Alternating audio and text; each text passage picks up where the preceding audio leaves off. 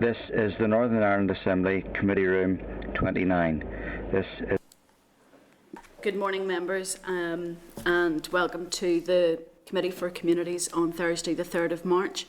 I'll now advise who is in the room and who is attending via Starleaf. So the following members are present in person: myself, Kelly Armstrong, and Andy Allen.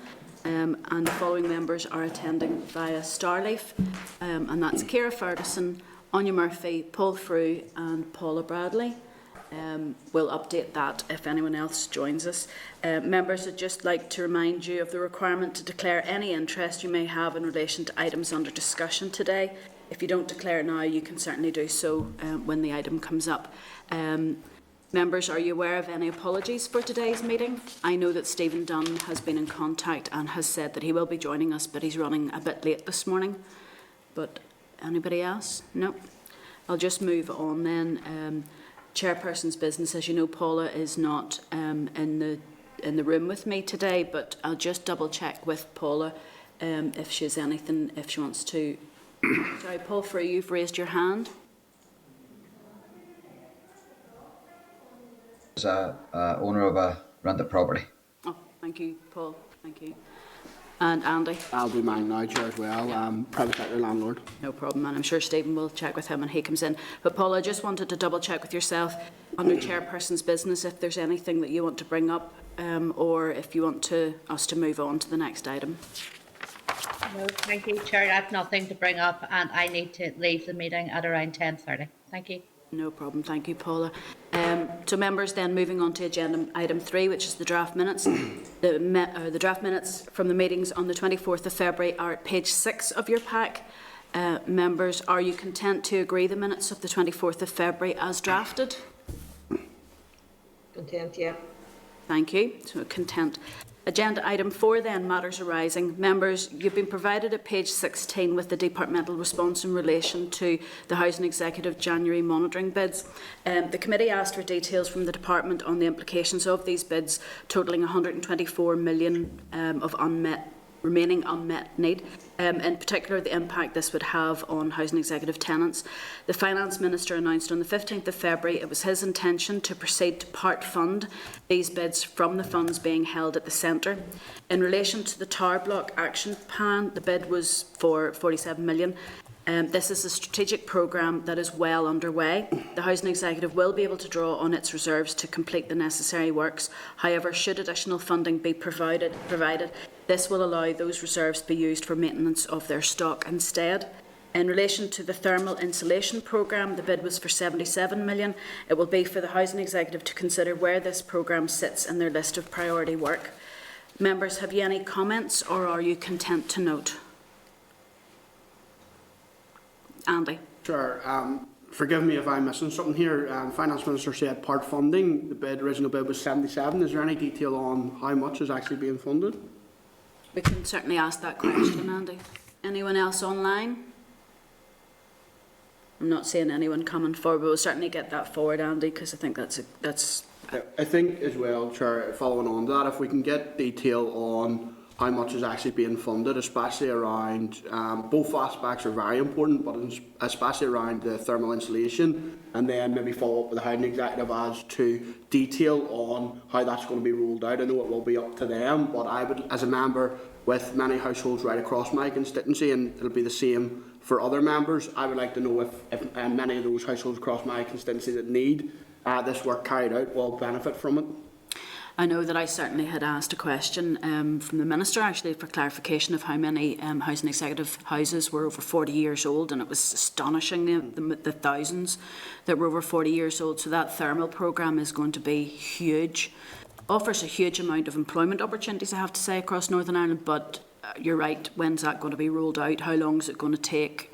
This is not just this multi-year budget potentially, but it's going to be going on after that. So good points well made, Andy. We'll get those questions through to the department. Members, are you happy then? I move on to the next one. So we've been provided at page 18 with a response from CCEA on the letter we sent highlighting our recommendations on the need for more education in schools regarding gambling. CCEA acknowledge our recommendation there should be age-appropriate education and awareness raising on the issues relating to gambling incorporated into the school curriculum, and will engage with the Department of Education as appropriate to discuss any additional requirements in addressing this recommendation. CCEA highlights that it has some relevant materials to support education in this area and recognises the need for more guidance on the issue. In 2001, it started work to engage with relevant organisations to assess the availability and appropriateness of resources. CCEA also highlights that some of the qualifications it offers do deal with some aspects of related subject matter. Members, have you any comments or content to note? Given the fact that the gambling legislation going through will enable the levy to pay for education, I think that would be part of our recommendations, I suppose, from the department to ensure that CCEA are tied in on that. But anyone have any questions that they want to put forward to the department or education on this matter? All quiet. If we could maybe just, when CCEA highlight that it has some relevant materials to support education in this area, but it needs more guidance, if we could perhaps write to the department to ask that any of those guidance notes are highlighted to CCEA to ensure that the code would be shared with them whenever it's appropriate to do so. Members, you've also been provided at page 22 with a response from the Minister for Finance on the recent funding announcement by the Chancellor of the Exchequer. The response states that Barnett consequentials are unhypothecated, and as such it will be for the Executive to determine how funding is used. The Treasury has agreed this funding can be carried forward to 22-23, which will allow its use to be considered once an Executive is restored. The Minister states that he has frozen the domestic regional rate in 2021 and 21-22 and intends to continue that freeze into the 22-23 financial year.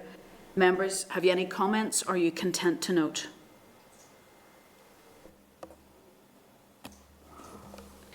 Oh, Andy. Yeah, I think this comes back to our calls for the establishment of the likes of a fuel poverty task force. I've been deeply frustrated by the knee-jerk reaction and the lack of proactiveness of departments in relation to the support. So I do believe, obviously, there's difficulty in terms of what can or can't be done in the absence of an executive with this money now, but the Department for Communities need to be looking at various programmes that doesn't exclude many households right across Northern Ireland that are being pushed beyond the brink, because there's tens of thousands of households right across Northern Ireland who are not going to be able to avail of either the emergency fuel payment scheme or the energy payment scheme, who really desperately need support. So if we could just write back to the Department for Communities and just reinforce the need for them to be looking at additional schemes as part of bidding for this additional money if they aren't already doing so. Paul, for you, you've raised your hand. Yeah, just to come back on the back of what Andy has said. I agree with him 100%. The two schemes are in place, whilst very helpful. Just do not do it with regards to the requirement and the need out there. And there's a whole tranche of people who just cannot access either one of those two schemes. One is for severe need, and the other one then is benefits based. There are many people out there who are struggling and suffering, and it's children then who also suffer too, when there's hard-working mums and dads trying to make ends meet, and they just can't do it, and it's going to get worse with regards to energy pressures and costs. So I do believe that the Communities Minister, who is responsible for fuel poverty, and the Finance Minister, who is responsible for the rates issue, can come together and do something in this, irrespective of whether there's an executive in place or not. And I believe that if there was a will, there would be a way. And I believe that is required and it's needed. I know we're coming into the springtime, but we really do need something to alleviate the pressures, because it's just not winter pressures, it's the cost of living pressures. And that will continue for the foreseeable future and probably into the next year. Thank you.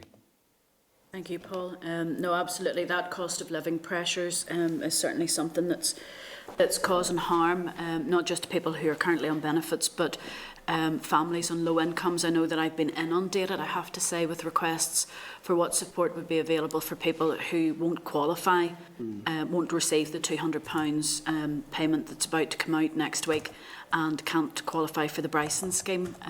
So yeah, there's something there that we need to ask.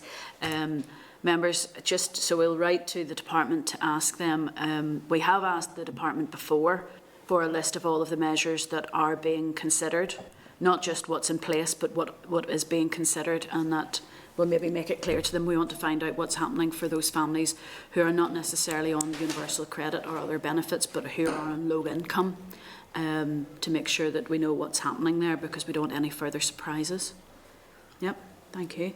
Moving on now, members, we've been provided at page 23 with a departmental response in relation to addressing unacceptable behaviour in applications for social housing. The Housing Executive assesses the circumstances of each applicant for social housing on a case-by-case basis, and blanket rules are not applied. In considering exclusions for unacceptable behaviour, the Housing Executive applies guidance provided by the Department, see Appendix A, as the basis for decision making. In relation to unacceptable behaviour exclusions, the figures provided to the committee reflect the number of applications cancelled for reasons of unacceptable behaviour within each year. Analysis of the figures has identified 19 individuals with more than one unacceptable behaviour exclusion applied in the relevant 3-year period. Applicants who are found to be ineligible because of their unacceptable behaviour may reapply, and their applications will be assessed on the basis of their circumstances at the time the application is made. Applications for social housing and applications for homelessness assistance are legally separate processes, but the latter are also subject to an eligibility test which includes unacceptable behaviour. An applicant for homelessness assistance who satisfies most of the criteria but fails the eligibility test because of their unacceptable behaviour will not be offered a tenancy of social housing, but will be offered other forms of assistance. So members, have you any comments, or are you content to note? Members, I'm concerned at what other forms of assistance are provided to those people. If we know the numbers now, 19, if they still, if they're outside because of their behaviour, outside of getting a social home, where do they go? Especially if they're homeless as well. So I would like, if we could write to the department to ask, what are the other forms of assistance that is provided to those people? It's not very many people, but I think the whole committee wouldn't be too happy seeing people on the street. But I'll go to Paula, who's raised her hand, and then Paul. Thank you, Chair. No, I was the same vein as yourself. What are those other forms of assistance that are being offered? And also around the homelessness piece, where they say are legally separate processes, but the latter is also subject to eligibility tests, which includes unacceptable behaviour. Is there a statutory duty to home people, no matter what they may have done in the past? Just need a bit more information around that. Because out of those 19 that they had talked about, how many of those people did receive placement somewhere, and under what rules? How did they get around the rules to place them? So I suppose just a little bit more information. Yeah, thank you. And Paul? Yeah, just in a similar vein. So if they can't get a social house, well then, where does that leave the hostels? Is that a place they can go? And if that is the case, a lot of these people who would be antisocial in this regard will have major issues, major problems. So a hostel isn't the right place for those people, although inevitably they end up there. And that just perpetuates the problems further, not only with themselves, but with others around them in close proximity, living and sharing a hostel. And if it's not a hostel, because that's still classed as social housing, maybe, I don't know, does that mean that these people get pushed on to the private rented sector? And is it they that then mops up? And then how do they then deal with any antisocial behaviour or activities that's just not conducive to good neighbourhood or a good community? So This letter raises so many questions for me. Everybody has a right to a private life. Everyone should have a right to a decent home. Everybody should treat that home with respect and their neighbours and community with respect. So there is a want here, there is a need and a requirement, and there has to be that balance. So this letter has intrigued me for what it doesn't say more than what it does say, and I'd be interested to explore it further, because it is a social problem that, let's face it, no one in this committee will probably be able to solve. It's probably a worldwide problem, and nobody has got the grips with it really. But that doesn't mean that we shouldn't keep trying. Thank you. Thank you. I think you're right, Paul. I think this needs to be a part of that homelessness strategy piece, to ensure that where people are not deemed eligible, where are they going? Are they homeless? Do they go to are they even getting into the private rented sector because they won't have any guarantors? Are they entering then the justice system and possibly ending up in prison? It almost, to me, it sort of feels like that's a missing piece. There should be a cross-departmental strategy for, I know it's a small amount of people, but even so, those small amount of people will have caused chaos to other neighbours, and their own lives must be, dear love them, must be chaotic. And I say that as someone who has dealt with antisocial behaviour or a number of constituents and how much their lives are made a misery. But we still don't want to see anyone left behind. So yeah, we'll go back to the department then and ask those questions. All right. Okay. Okay, then moving on then, thank you very much, members. You've been provided at page 32 with the departmental response in relation to the the Housing Executive funding for adaptations. The Housing Executive has only paid in excess of 50,000 maximum grant aid once in the last 2 years. As required, it obtained approval from the department to make this extra statutory payment. These are paid from the Housing Executive's capital grants budget's annual allocation. The Housing Executive can provide applicants with a list of warranted builders. However, these lists are compiled, updated and managed by the Warranted Builders Scheme and not the Housing Executive.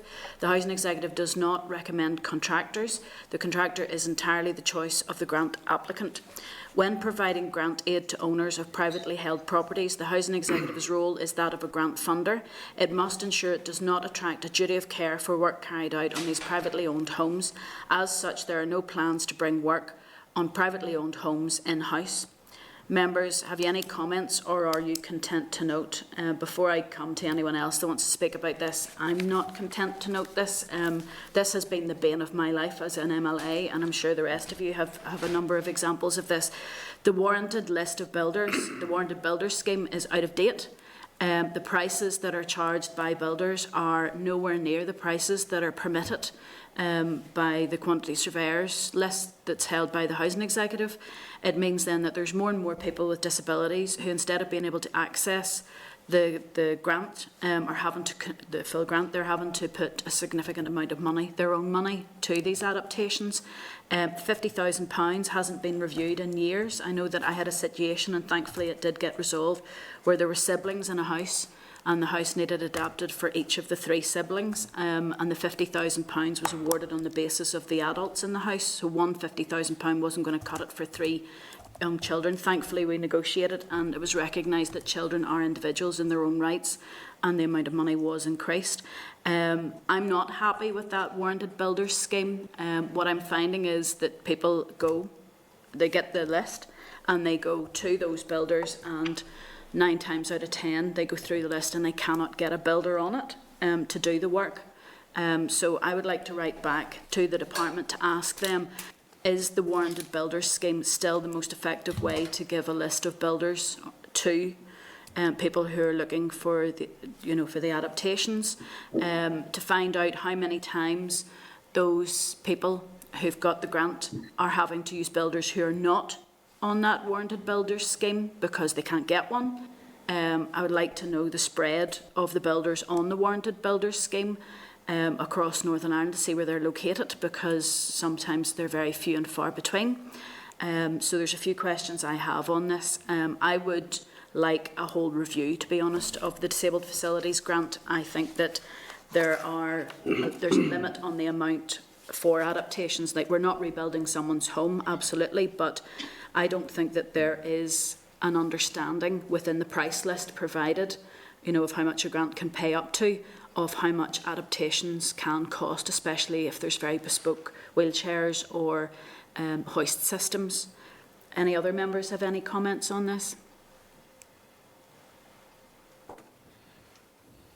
Yeah. Oh, sorry, Paul. Yes. Sorry. Chair. Yeah, Chair. I would agree with everything you've said there. I recognise all those problems, and of course that will have been exacerbated because of the inflationary costs, rises, and cost of living. And you only need to speak to any sort of builder and any tradesman today, and they'll tell you about the rising costs of their materials. So there is that issue. But can I add another aspect of that into your questions, and that is the speed of this process, because that will hurt the costs also.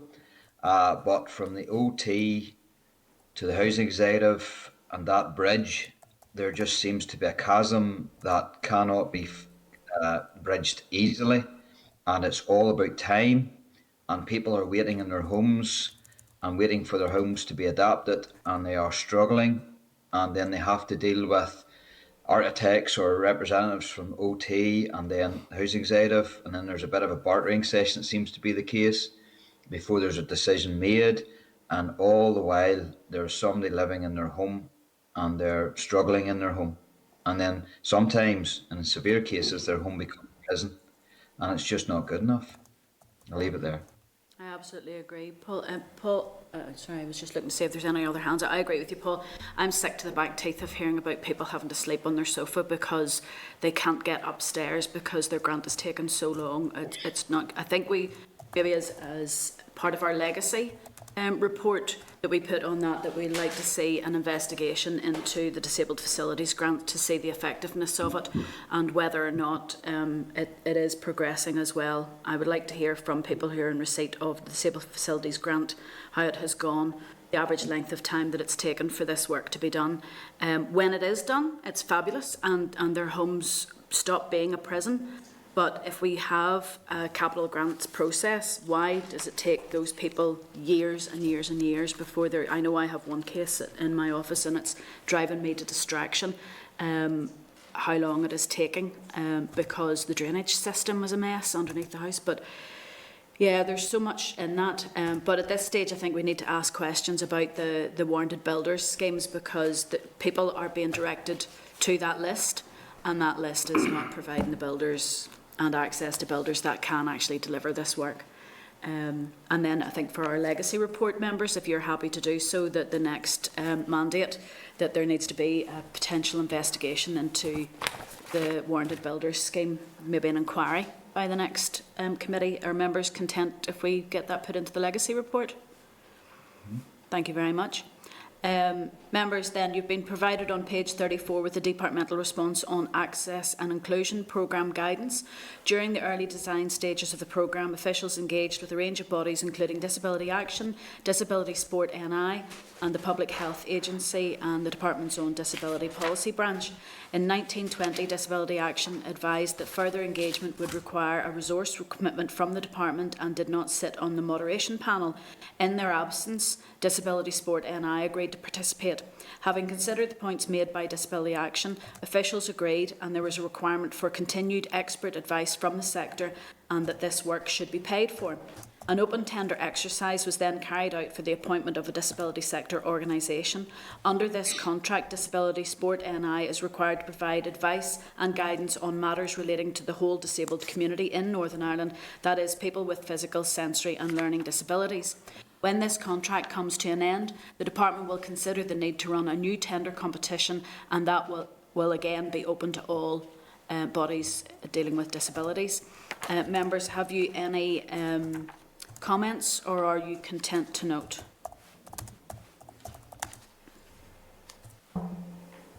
Members, I'm a bit concerned about this. Disability Sport NI, fantastic organisation, has many representatives who have disabilities, but I would much rather have an organisation that deals with people with a wide range of other disabilities too. But as we've seen or we've heard, that there will be an open tender competition. Anybody have any comments on this? No. I'm just concerned this access and inclusion programme is being guided by one aspect of disability, and it's disability sport. And while they certainly have a wide range of people with disabilities involved, I would be keen to ensure that it's actually people with disabilities are helping to guide this. This is part of co-production and co-design, and we only have to look at the work of Christine McClements on Changing Places toilets to see how vital it is that the person's voice is heard in these matters. I wouldn't mind asking if the department could just clarify when that tender is being drawn together, so that perhaps a future committee can have a look at the terms and conditions of that contract, just to see if we can make sure that people with disabilities' voices are considered as part of that tender process. All right. Is the committee content with that? Yep. Yep, thank you. Then agenda item 5, we have a departmental briefing on the Wix Program. Members, the papers for this agenda item are at page 37. We will be welcoming David Sales and Sharon McCullough. And just checking to make sure I'm not jumping ahead, but I think we have both. Yep, I see David now and Sharon. Thank you very much, guys, for coming along today. I'll pass over to yourselves for your briefing on the Wix Program. Okay, Chair, thanks very much. Good morning. We were last at committee on the 30th of September. We explained that the Minister had approved the move to an open call for grant funding for the Developing Women in the Community programme. Throughout the month of October, then, we advertised, received 36 applications, assessed those applications and issued 14 contracts for provision from the 1st of November through to the 31st of March. The 14 projects would capture 254 participants across that period. So as we stand now going into March, we're in the last month of the contracted period, and we are assembling our evaluation to inform next steps. So just to outline, the plans for evaluation are threefold.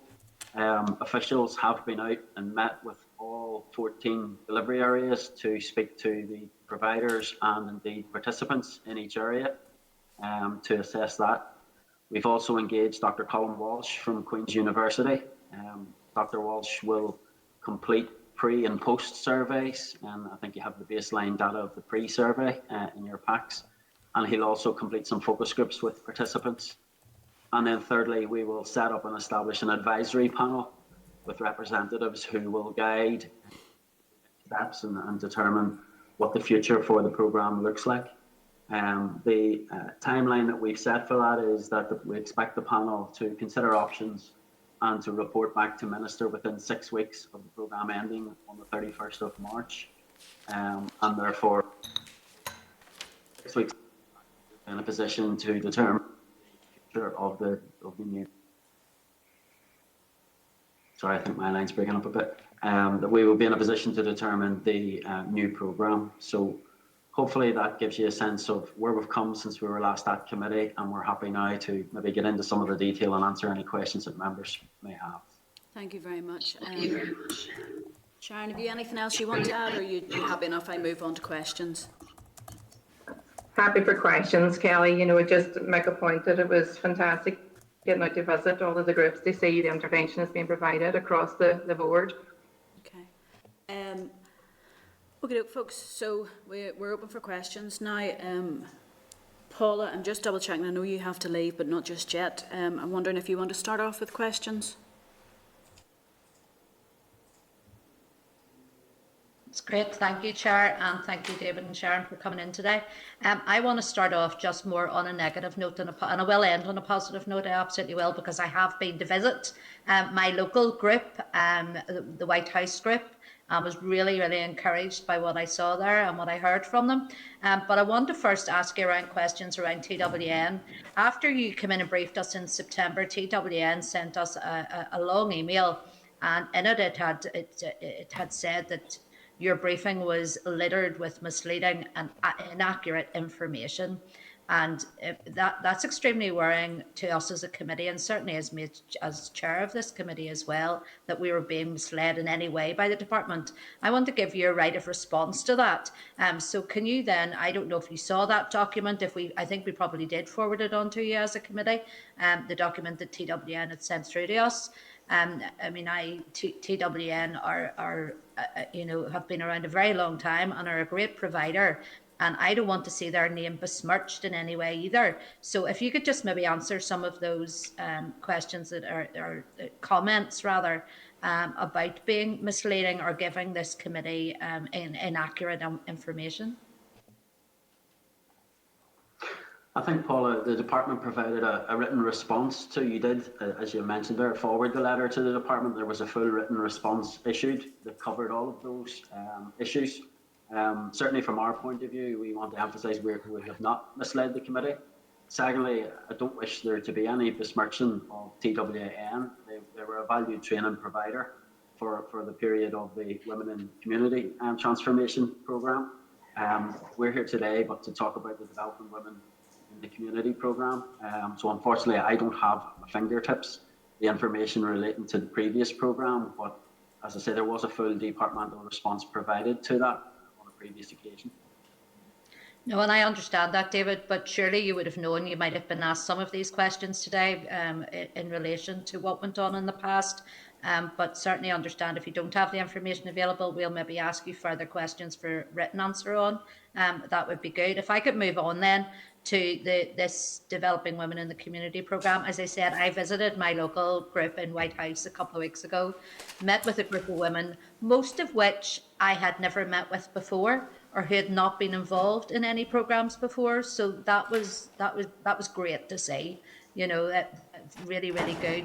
But some wonderful ideas about going forward in their community, and they were a group of women who are not active within any other groups within their community, other than maybe one or two.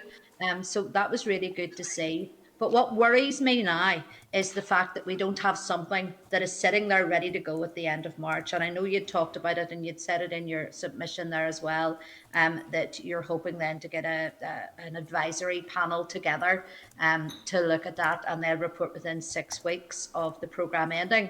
I personally don't think that's good enough. I think that panel should have been set up before now, and that there was something to lead on in for those women, because we know that once people drop off the system and drop off that sisterhood, as I would call it, I suppose, it's sometimes hard to get those people back and get those people back involved.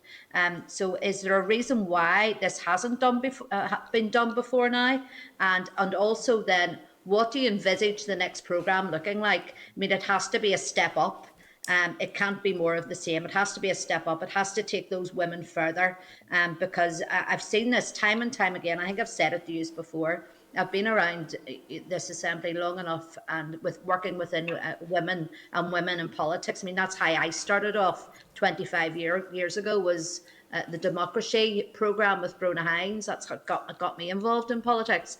You know, so I want to know, what's it going to look like? Is it going to be a step up? It can't be more of the same. And why are we looking at this break of at least 6 weeks between one programme ending and another starting? Okay, and I mean, very valid points, Paula. I think from our point of view, I think we explained at the last meeting that we were at that there was a delay in securing the match funding from UK government, which meant this programme was kind of already running behind in terms of its timeline. So contracts went out, and service provision really only started on the 1st of November in the main. There were some groups that didn't get up and running for a variety of reasons until January. So there is a balance in all of this in terms of evaluating early and when things haven't fully bedded in. And that tension between getting something on the ground that's right for April onwards. So we've kind of come to the conclusion that we needed to allow all of the 14 projects time to get up and running and bedded in. And then we felt that there would be value in kind of pausing for that 6 weeks to make sure the advisory panel was going to add value to this process. In terms of evaluating what's happening, looking back, and then providing guidance on the way forward. So we've tried to strike a balance. It is suboptimal, but we've tried to strike a balance in terms of making sure that the learning from these 14 projects is reflected in moving forward. In terms of the second, sorry. I was going to just ask, in part of that then, David, will you then be speaking then with the women involved, not just the delivery agencies that are delivering this, but also those women, and asking them what they want, not just basing this on what we think, or, you know, and I'm talking about me as well here, but what they want as well. Yeah, and I think, so certainly the answer is absolutely yes, and that's something we're very keen to add, that richness to the evaluation. And as I said there in my opening remarks, the kind of threefold approach where officials have been out and met with both providers and women.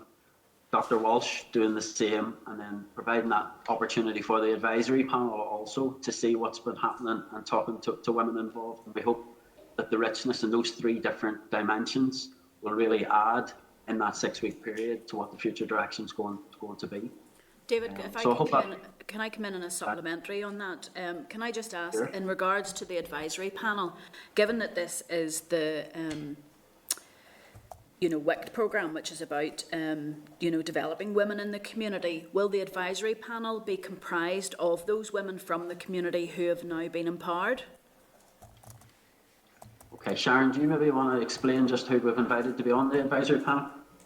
Yeah, I suppose with put expressions of interest out, Kelly, we wanted to make sure that there was women's voices included. We have put an ask out for previous participants to be included. We have put out the voluntary and community sector, women's sector, and also some statutory bodies. You know, we're always conscious of being criticised for not, joining up the dots, as they say. So we're trying to make sure that all our partners that are involved in the Tackling Power Milestone programme also are aware of our programme, how they can link into their programme. So we're basically trying to get a bit of buy-in there and making sure the full voice is being heard. So yes, definitely there will be the voices of the women heard. And how many do you anticipate being on the advisory panel? We've set it to a minimum of 4 and up to a maximum of 8, and it's basically just to keep it quite constrained, to make sure that it's functioning and focused and get, a sense of direction done quite quickly. Okay, Paula, sorry I had jumped in on there. Have you anything else you want to come in on? Yeah, just want to briefly, just very quickly then ask, how is this being then conveyed to the women? Because I know certainly, and it was only a couple of weeks ago that I met with my own local group, and those issues were raised as what next? What do we do next? Because they've come up with some wonderful ideas, a couple of which I think are really something they could run with and develop within their community. But they need that backing, and they need those people behind them to help and assist along the way. So are those women being kept up to date with that? Are they being given the information they need to say, look, hang on in there? And then again, when do you see the next one starting? I know you'd mentioned something there about within 6 weeks of the programme ending that you'll have the guidance back, or the advisory panel will report back. When do you see the next one starting? Can you give a ballpark idea of when you see the next programme? We would like to have it out in the ground, Paula, sooner rather than later. So we just don't want any delays. Let me be very clear in that. We were the same last year. We wanted it out in April if we could have, but just for one thing and another, it didn't happen. To go back to your point about getting the women advised, whenever we met, all those questions were being asked by each and every group, because, as you can imagine, nobody wants to be left with a cliff edge. Everybody wants to know what's the next steps. Our intention was always that this was to get women engaged and active within the community. Now, the feedback that we have got, and you're quite right, the group that you went out to were very, very vocal. There was a complete lack of understanding of services that are available within their area. And, to me, it's a telling sign that we really need to start promoting all the services that are available across the board. My main bread and butter is neighbourhood renewal. So I was like telling that story. So, of course, I get lambasted saying, but they don't.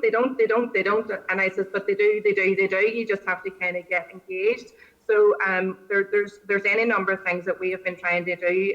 Paula, we've explained to the women that there's other services that are there. In the meantime, make sure that you kind of get engaged with that. Whether it's council services, departmental services, a lot of the groups are working with the social supermarkets, all the different interventions that the department are putting out through, different mechanisms at the minute. It's not ideal. We can't just say we're going to give you continuation funding. I have never led any of the groups to believe that this is going to be a continuation funding. It'll be up to the advisory panel to say, is there worthwhile, just continuing with the current groups, or is it more valid? They open up a call. There's a number of options that the advisory panel will consider, and it'll be their place to kind of give the due diligence to make sure that we have the right information there. But the women, the partnership groups have all been advised that it will be dependent on advice coming from the advisory panel. They have been engaging with Colin Walsh, and they have been engaging with ourselves, on a very regular basis. We've also had catch-up sessions, with them through Zoom, as in the partners. So we're relying on the partners to feed back to their participants at this point. But we are looking to get a full session again with more participants. They're doing site visits and, visiting with each other. We're hoping to get another event. Even, the last session last week, we basically done nearly like a speed date and saying, right, explain your group, what you're doing to the other parties that were on it. And they came back saying 5 minutes wasn't enough, Sharon. And I said, you're going to give time now to kind of feedback. So we agreed then we would have another session, open up those channels of communication again. So look, I've been so excited and enthused, Paula, by all of the participants and chairs, that it's been amazing just to see, there's different levels of capacity right across all the different groups, and they've all taken a different slant on what they perceive to be the needs in their area. And I think that has been an absolute gem and an opportunity for all of the groups that have participated this time. And I am really amazed with the different ideas that have come through. So look, we just need to bring it on and do more of it. If it's working for the community, we need to kind of support what's going to work well. No, just fine. Sorry, just I'm glad you mentioned neighbourhood renewal there, because certainly the women that I went out to visit very much looked at neighbourhood renewal in other areas and what had been achieved. I mean, just for the likes of Ballybean, which has done fantastic work and stuff there, compared to their own area within Rathkill. And I think it opened their eyes to see just what are the blockages here, who are the gatekeepers who are stopping things from progressing, which is really good, because for a long time many of us have been saying things, but the actual community haven't actually seen this firsthand. So this group of women certainly had an opportunity to look at other parts throughout Northern Ireland and see what a difference a good neighbourhood renewal was making in their areas, so that it raised more questions with them, give them more questions than answers. But that's good. That's what we want. We want people to ask questions. Yeah, I'll apologise in advance, Paula, because I said you need to go to your local elected members. You need to start asking the questions. And I've been saying, you are going to be the new MLAs of the future. So let's get on with it. Your group, I've made connections with my local, they're coming up the Northwest for their residential. So I've made contacts with my local people here to actually go and talk about their journey of how they came from having nothing to having a community house, to all the services. And again, sometimes it's just really useful to see, how other people have done in small steps, and it can go a long way, So look, anything that we can do to facilitate the women, we're happy to do that. No, Sharon, I came away that night enthused, which is lovely, because sometimes as an MLA you can become a bit critical about things, and I came away enthused, thinking here's a group of women that really want to make a difference, and that's good. That's the very best that we can hope for, and I know that they're going to continue to do that. So no, I said it would end positively, and I am not a positive note. So thank you. As for that other issue, I think we will be writing some questions around that. But no, please get something for them ASAP, and let them continue on their journey of empowerment, because that's what we certainly want. So thank you. Well, that's great to hear, Paul. Thanks very much. Thank you. I'll maybe come in with a few questions that I have now before I move on then to Ciara. My questions, I don't have any of the programmes operating in my area, even though paramilitarism does impact a significant number of women. I just wanted to ask, in this review, will the areas be reviewed with a consideration to expanding the programme to areas that are impacted with paramilitaries outside of the areas that are currently covered? Yeah, Chair, we would take every opportunity to refresh the areas of coverage. We would liaise with DOJ to take the lead from them as the owners of the programme. You know, they're managers of the cross-executive programme. So we've already put the ask in to get up-to-date stats on the areas of influence. You know, we've had this discussion before. The stats will show the stats on reported crime and activity. But as we all know, there's other areas that are affected, but it's not reported. So then, you know, it's difficult to kind of address and target, you know, intervention where we haven't got the evidence in it, even though, you know, local intelligence will tell you differently. So again, that's something that the advisory panel may take forward. That is one of my concerns, because this is about developing women in the community to deal with paramilitarism. The areas that have been left out are the areas where the paramilitaries are creating chaos as well. It's not just the areas that are currently listed. But I wanted to ask, would there be any way in the report that's coming out on the review that you can see a comparison of what this programme does in comparison to other women development programmes that are happening in the community? Because this one is badged as one that deals with paramilitarism. There are many other women's programmes that are happening across Northern Ireland, and I'm very interested to see what's the difference here. Are we just dividing up the women's sector into different pots when actually could they be doing very similar things? So I'm just wondering, is that part of is that part of the reporting mechanism to do that comparator? We can take it on board, Chair, that's not a problem. I suppose whenever we were looking at the different modules, we had used the broad themes of what was already done in the previous programme. You know, a lot of the modules are like self-esteem, self-awareness, personal development. You know, it's general bread and butter, you know, development opportunities for women, and I would say that tabulates across most women's programs. So if you're saying how different is this to others, you know, the only difference is that we have to try and tackle paramilitarism, but the bread and butter social issues affect, you know, all women of across all of the programs. So you'll find a certain level of similarities. Again, this budget is short term. We have a programme that's probably going to run out in March 24, and we're constrained in annual budget. But look, absolutely, I can bring that forward to the advisory panel, and as well as speak to Queen's to see what we can do. Yeah, because one of the things I would be hoping that this would come out with is to say, where is it that women in the community can contact for support if paramilitaries are torturing their community? I know, for instance, at the moment, it's like chasing your tail trying to get help, whether it's police or whether it's whoever can come forward. But it's that sort of learning, especially in particular with paramilitarism.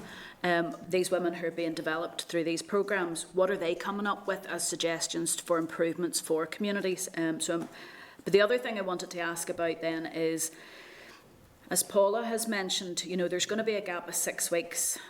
To be honest, can the department even take this programme forward if a minister is not in place after 6 weeks? Because I don't know whether there will actually be a minister in place 6 weeks after the election. The negotiation period for the next executive may take a period of time. So is there a gap? I'm also concerned that we currently don't have a budget, and because of the gap, and because if the executive does get formed and this programme isn't set up within the period that executive comes into play and the programme for government is agreed and a potential budget agreed, will this programme miss out? On the budget point, Kelly, we have the budget in place because it's come from the block grant of from the NIO and across the water. So we have the annual budget for this year, and that's not an issue for us.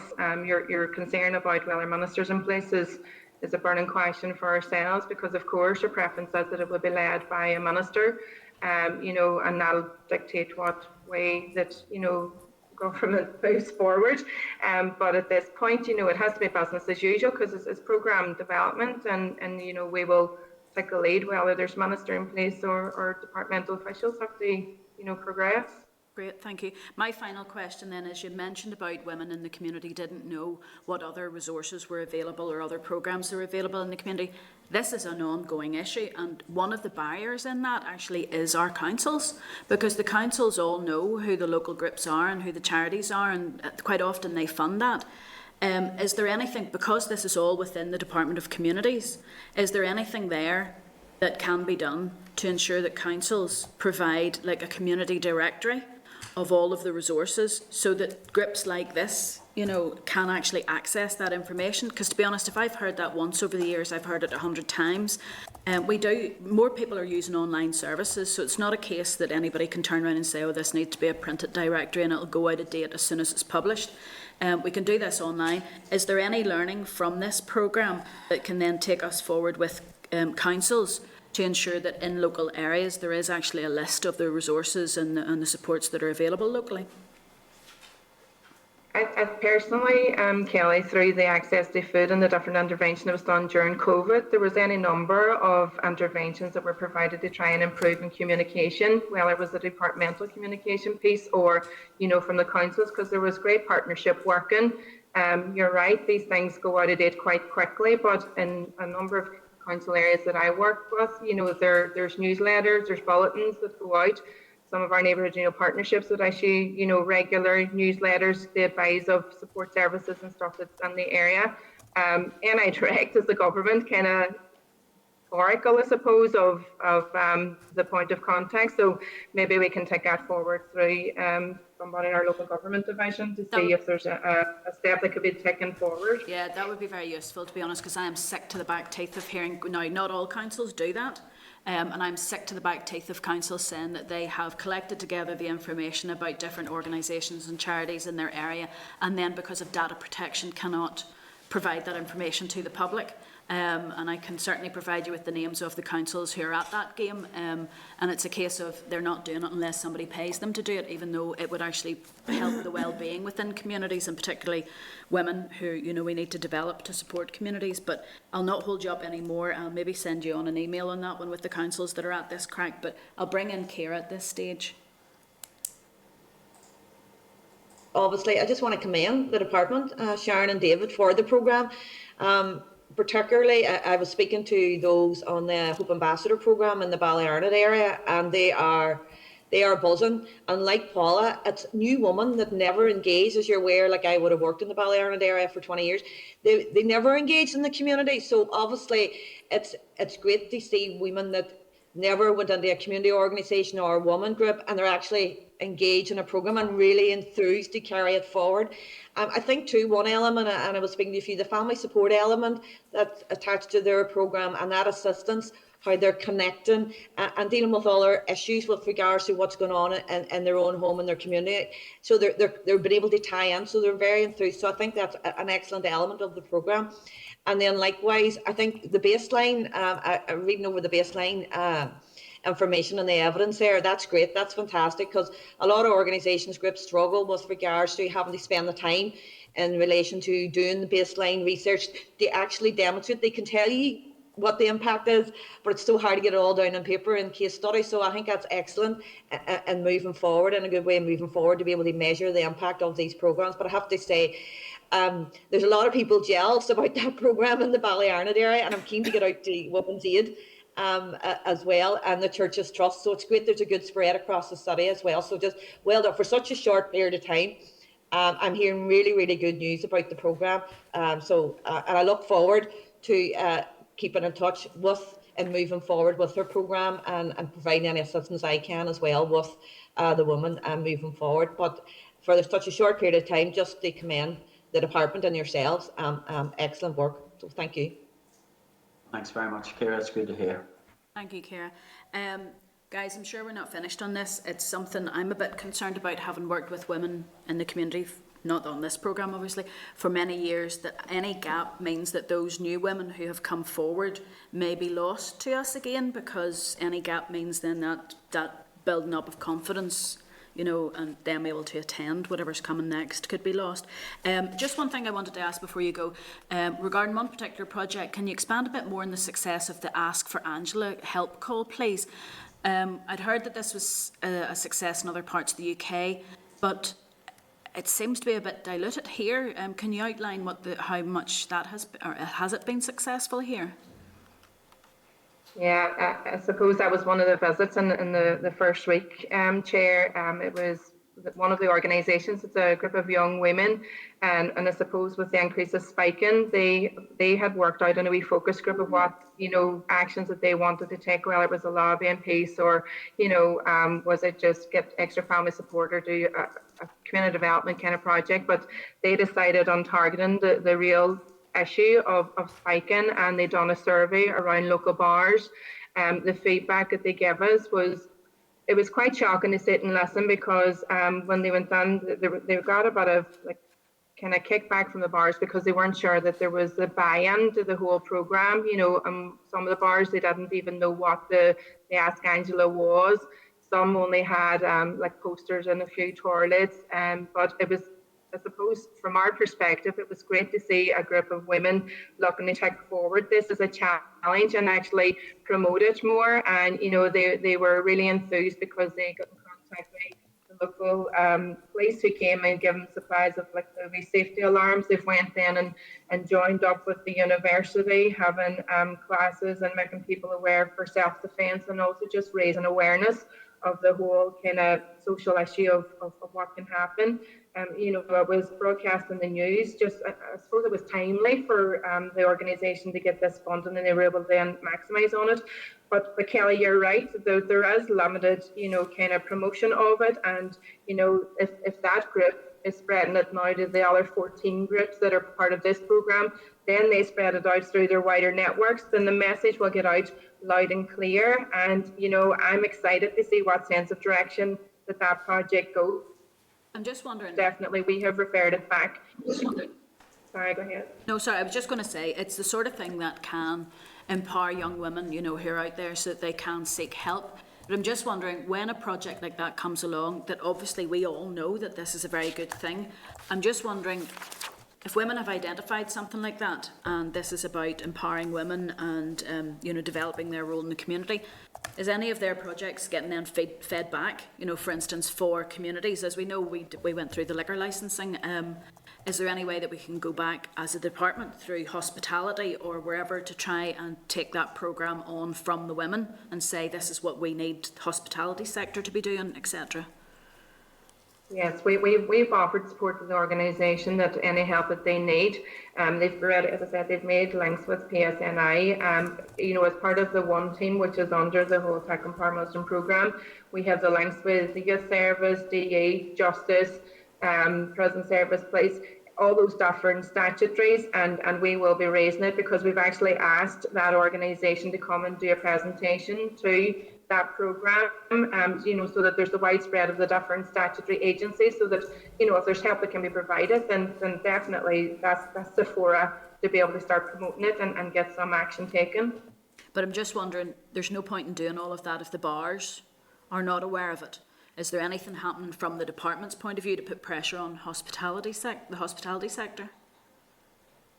Yeah, I'm sure you can appreciate that this has been a really short programme, so it's one of the next steps, and I would certainly like to see it being promoted through, and we will share with our contacts within the department, you know, that do look after licensing and that, but it'll have to be worked up, you know, by the group, and we'll try and get them as much support as what we can to see who can help them and what it is that they need, you know, to go forward, and definitely raise it to the fore that it needs to be taken to. Okay, no problem. There's maybe something there as a committee that we can support you with that, because obviously having had the connections through the licensing, we can maybe write to Hospitality Ulster, whatever they're called, and I think it's Hospitality Ulster now, to ask them what they're doing to support the Ask for Angela campaign that women's groups have brought forward, because when women in the community come up with something and they're working on something that does appear to work where it's being taken up, we certainly want to support that, and that's the sort of programmes we want to see. Those women know that they have made a massive difference.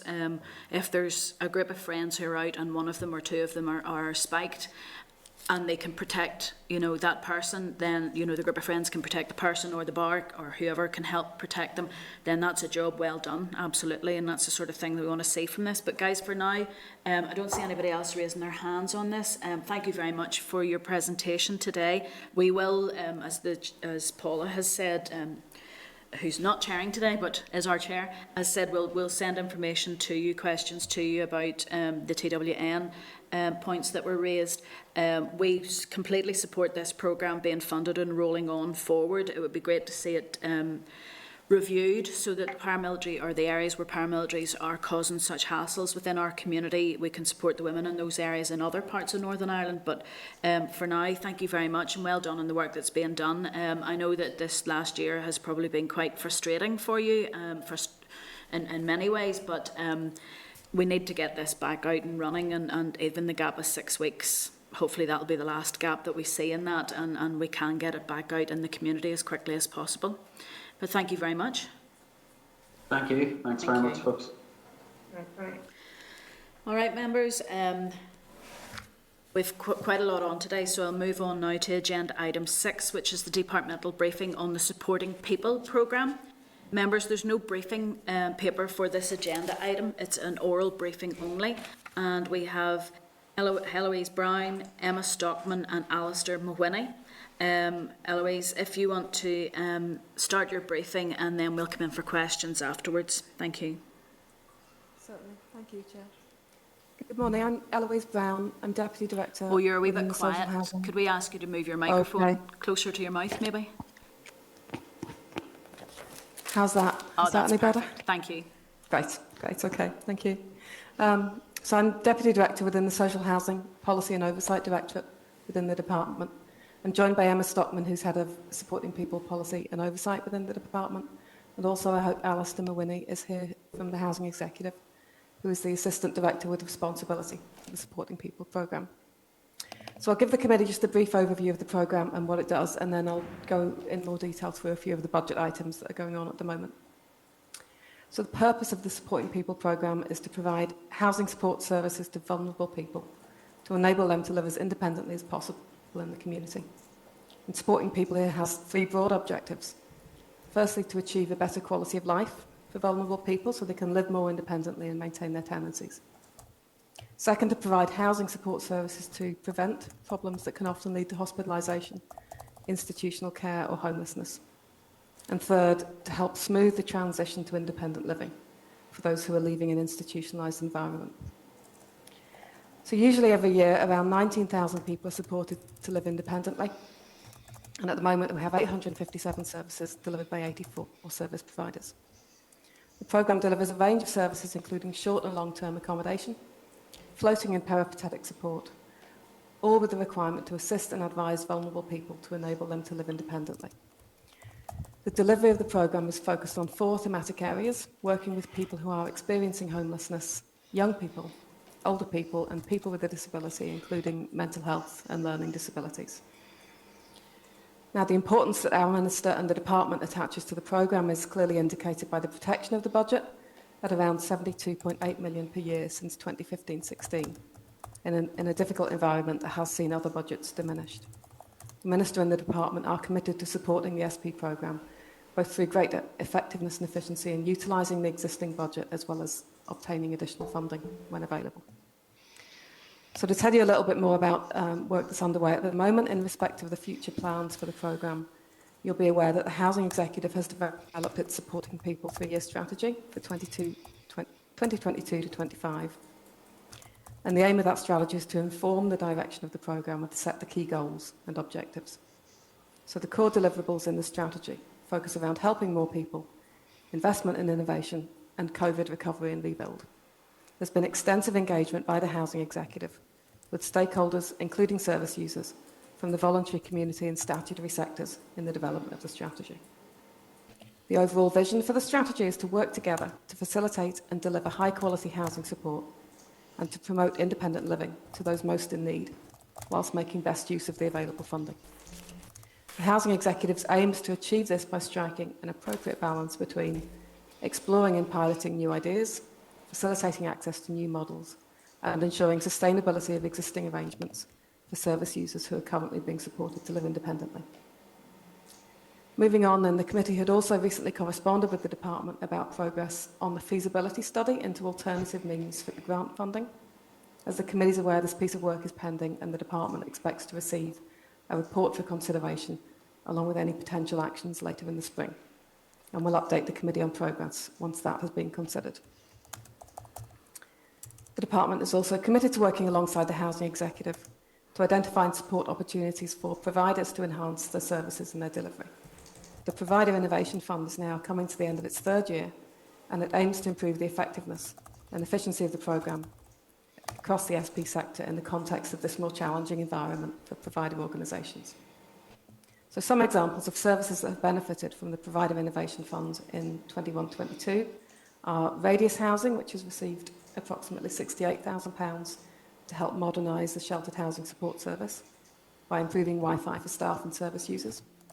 And that enables greater interaction for service users with family, friends and health workers during periods of isolation. And Belfast Central Mission received £17,000 to purchase a bespoke and flexible software package to support 460 service users in their own homes to develop needs assessments and support plans. And the PIF we find has really been invaluable in the last few years, given the challenges faced by service providers during the pandemic. It has enabled them to respond to changing circumstances.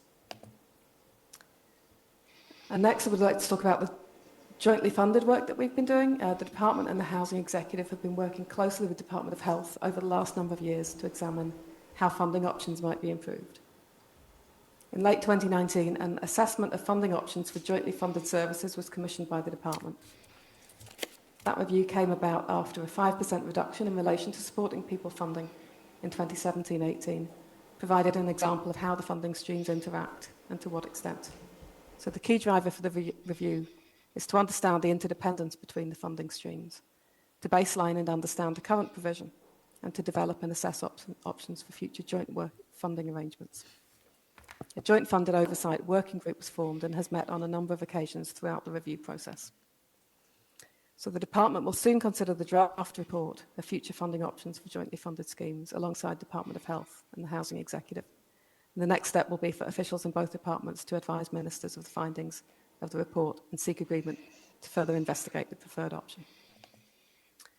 And finally then, just turning to the Supporting People Recognition Payment, the committee was advised in July last year that a recognition payment scheme had been agreed by the Minister in recognition of the work undertaken by SP staff to support vulnerable people during the pandemic. So we've worked closely with the Housing Executive and the Department of Health to establish a process to make these payments to supporting people and homelessness staff. So commencing in December 2021, the Housing Executive has sought claims for the recognition payment for currently employed staff among singly funded providers. Of the claims received, 90% have been paid to providers to enable them to forward payments on to eligible staff. This equates to a value of almost £1 million. The verification process for the remaining claims for currently employed staff continues for a small number of providers where additional information has been requested. It's intended that further claims will be sought for all other eligible staff in the coming weeks. This includes staff who have left their employment and a small number of homelessness support providers. The recognition payments for staff in supporting people services which are jointly funded with health and social care are being processed by the Department of Health with money transferred from the Housing Executive, and payments to those providers began in December 2021. The Housing Executive scheme was directed by Minister based on the principle that supporting people and homelessness sector staff have undertaken similar work to that of health and social care staff. So to ensure parity of treatment, regular meetings between officials from both departments and the Housing Executive have occurred throughout the development of the schemes. So to conclude, I hope this gives you a flavour of the issues that are most prevalent in the programme at present, particularly those impacting the SP budget. The last 2 years have been a really challenging time for the supporting people service users and their families, for staff and for provider organisations. And very significant credit goes to them for coping with changes to routines and processes and finding new ways of working in these really extremely challenging circumstances. So the Department and the Housing Executive, in close collaboration with the Department of Health in particular, are working with providers to learn the lessons from these experiences for the benefit of the programme. So that concludes the issues we wanted to set out for you today, and of course we're happy to take your questions. Thank you very much, Eloise. I'll just say to members online, if you want to raise your hand, I'll certainly come to you if you have any questions. Eloise, I just wanted to double check payments to providers across all of supporting people, whether they're being paid through the department or through the Department of Health. Are all those suppliers now are getting the equivalent of a living wage for their employees? It will vary according to the provider in terms of the pay. In terms of the pay that's going from Department of Health, that's specifically the recognition payment, which is a set amount of money. I might bring in Alistair to talk more about the pay, because the housing executive's doing a piece of work for us to look at that in a bit more detail. Okay. Alistair, if you Chair, yes, we have. It's really with the individual providers to set their level of pay, and the trustees of the providers to set the level of pay. But it is a matter of interest and concern, and we've recently just concluded a short or quite a short survey to give an indication on that, and we're just analysing that information at the moment. It should be available to us really within the next week or so. But it's, I think early indications certainly do indicate that the level of pay is having an impact on providers and their ability to recruit and retain staff. I just wanted to clarify that, because we know that the Minister is committed to ensuring that living wage is paid for services that are being delivered by third parties. And that's whether they're contracted or grant assisted. My concern would be that there's a fixed amount of money paid to a supplier, and they then have to set their wage accordingly, whereas the intention of the Assembly is that living wage is what is a minimum of what is paid. So I'm interested to hear that.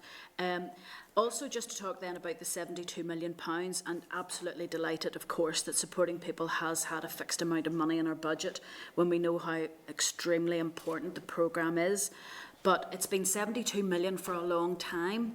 Have we any indications yet of the bid that will be put through for the multi-year budget, that there will be an increase on that £72 million going forward? There was a provision within that draft budget that was published by the Department of Finance that increased the ring-fenced allocations for supporting people over the 3 years of the budget. Obviously that had been out for consultation, and the consultation has been paused, so we can't use that as a planning position. Okay. We have to make the assumption at the moment that we're living within our established opening baseline. Okay. But obviously we were pleased to see that ring-fenced allocation made it into the budget. I know that providers were really pleased to see that, and we're hopeful, obviously, that when if there was a possibility of a multi-year budget in the future, that allocation might still be available. And then just to ask, and this may be sort of reaching outside of you guys' remit, we know that moving forward, that because the budget hasn't been set, we'll be going into the pre-election period, and goodness knows when we'll get an executive back, that there will be the ability to spend 45% of the budgets from this year. But does that mean then that you're planning to baseline that going forward for the next financial year until such times as the budget is set, of that 45% at the 72 million as opposed to what was proposed?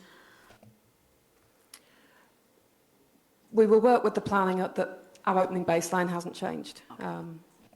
Okay. That's about the most I can say at the moment, I'm afraid. No, that's fair enough, Eloise. I'm probably putting pressure on you. It's not you. It'll be the bean counters, the money people who will know that. Would it be possible for us to get a full breakdown of where, if that's possible, where all the supporting people projects are across Northern Ireland? There is an impression that supporting people is very concentrated in and around the larger urban settlements, for instance Belfast, but we know that there's excellent work happening out across Northern Ireland. Would it be possible to get to the committee a copy of that breakdown of where all that investment is currently helping people? Because we do have homelessness, mental health and learning disability issues across Northern Ireland. It's just to see where that is, if that would be possible. The other thing was, I wanted to ask, the homelessness, earlier today we were talking about a paper we had got back about people who are potentially homeless because of their antisocial behaviour, and we'd heard that there were 19 people had repeated issues, behavioural problems that meant that they were not able to meet eligibility criteria. Does part of the solution for those people then fall to supporting people to provide assistance? I'll defer to you, Alistair. Go on ahead.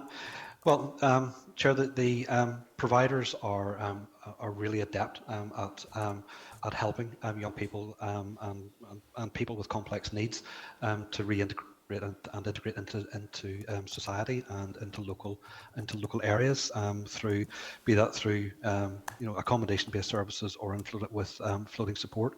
So there are a range of services which are available to help people who are presenting with quite complex needs. Okay, thank you very much. I'm going to move on to Paula because I know, Paula, you need to get away shortly. So Paula Bradley. Thank you, Chair, and thank you for the briefing. I've been a big supporter of supporting people for many, many years. I remember whenever it was ring fenced all those years ago, how wonderful that is. Little did we know that the ring fencing of that has led to some problems when it comes to increase in budget as well, I believe. And we're hearing later on in committee from Leonard Cheshire about the care pathways for people with brain injury related alcohol problems. And we know that the work that supporting people does out in our communities with people, as you say, who are vulnerable, who are in need of very specialised care. So looking at that and the budget and other things as well, and Kelly had mentioned homelessness, and we have heard certainly over the last 2 years when we were getting briefings around COVID from the voluntary community sector, especially the Simon community and Homeless Connect, about just how important supporting people is for them and just how much it is part of their funding strategy and part of the work that they do. So if we're looking at the budget, and I'm looking now over the last few years, I'm not just at the minute, but even in the last few years gone by, have we missed that opportunity over the last recent years of devising new programs of getting help to where it's needed? And I know certainly I chair the all-party group on homelessness, and we talk quite often about prevention, and we know that a lot of the work supporting people does is prevention as well. I know that the work it does maybe with people with dementia and things like that in conjunction with the trusts. So have we missed a trick here by suppressing the supporting people budget for so many years in that sort of prevention strategies and long-term care pathways? I would say, and perhaps what I'm bound to say in our defence, is that as departmental budgets have declined, that 72.8, even though the amount has stayed the same, it has become an increasing proportion of the departmental budget. So it has, it's a larger spend as other budgets have decreased within the department. But I appreciate it hasn't changed, and obviously inflation has had its effect. One of the really valuable pieces of work which did progress during the pandemic, thankfully, was the strategic needs assessment, which the Housing Executive completed. And that has been really the key piece of information that is telling us about where the need for services is and where they might be over coming years. And that has informed the 3-year strategy, which is out. So I appreciate what you're saying, but I think what we have tried to do now is to really sort of recover that ground and go, right, let's look at what the needs are. Let's look at how those really complex needs are developing. And let's look at where the service provision needs to be. And I know also that the Housing Executive are making those decisions all the time about which providers are needed within the programme as providers move in and out. I'm happy to let Alistair come in if you want to say anything more detailed about that, Alistair. I'm certainly not knocking yourselves in any way, shape, or form. You do a brilliant job, but I mean, the model for a number. I mean, I come from a health and social care background, and the model for a number of years has been prevention.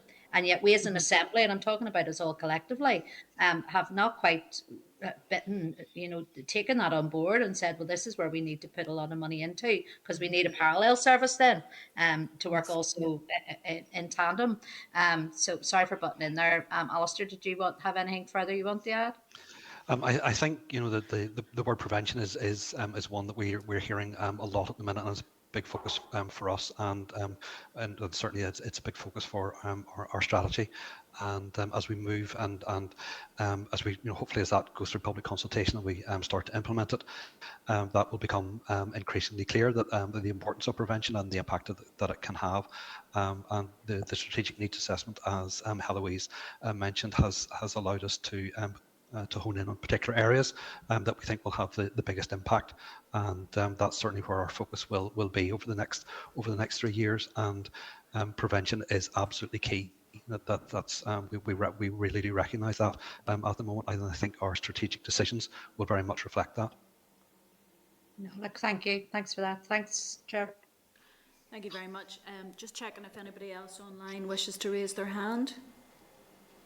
I don't see anyone else coming forward, folks, so I just want to say thank you so much for your presentation. If you could, just through the department, if you could pass on to as many of the people who work through supporting people that the committee absolutely supports all that they have been doing. They played an absolute blinder during COVID and still do.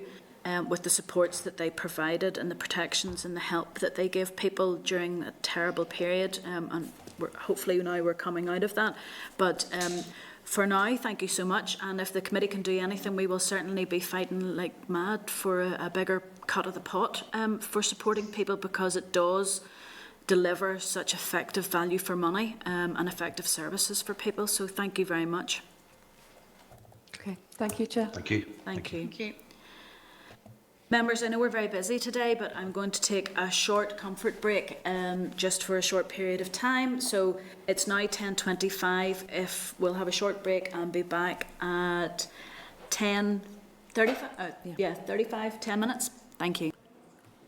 Thank you very much, members, and we're now back on again, and it's agenda item 8, which is a briefing by Shelter NI.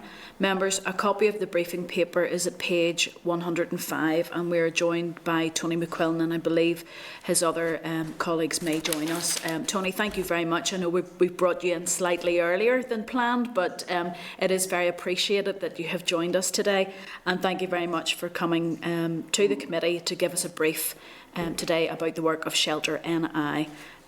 So I'll hand over to you, Tony. Thank you so much. Thanks very much, Chair, and thanks very much to the committee for giving us the opportunity to speak. I'm not going to talk about shelter that much. It's more about the supported living, which I think is really what you're primarily interested in. One of our projects called Slate, but I'll get there in a moment. So yes, I will introduce the other colleagues. My colleagues have just arrived. Oh. You probably see them on the screen. Just on time. So we have Stella Lepevin, who is the area manager for our projects in the West, and Louise Slavin is the senior support worker at Slate. So I'm delighted to see them there. They can answer all the questions. Anyway, so Shelter is an independent Northern Ireland-based charity. We're not legally connected to the other shelters in England and Scotland and Wales. And we were formed in 1980, and as well as a campaigning role, we also provide direct services, practical responses to homelessness, as we would see it. So we have 2 project centres. One we call a Home Improvement Agency, which one of 2 in Northern Ireland, and it's based in Strabane. It covers Derry, Strabane, Bavati, Marfeld and Omagh, working with older homeowners and private tenants, preventing them becoming homeless and underpinning their ability to live independently by providing them with support for disabled facilities grants and providing various minor works, ramps and handrails and grab rails and stuff like that. But the other project is known as Slate.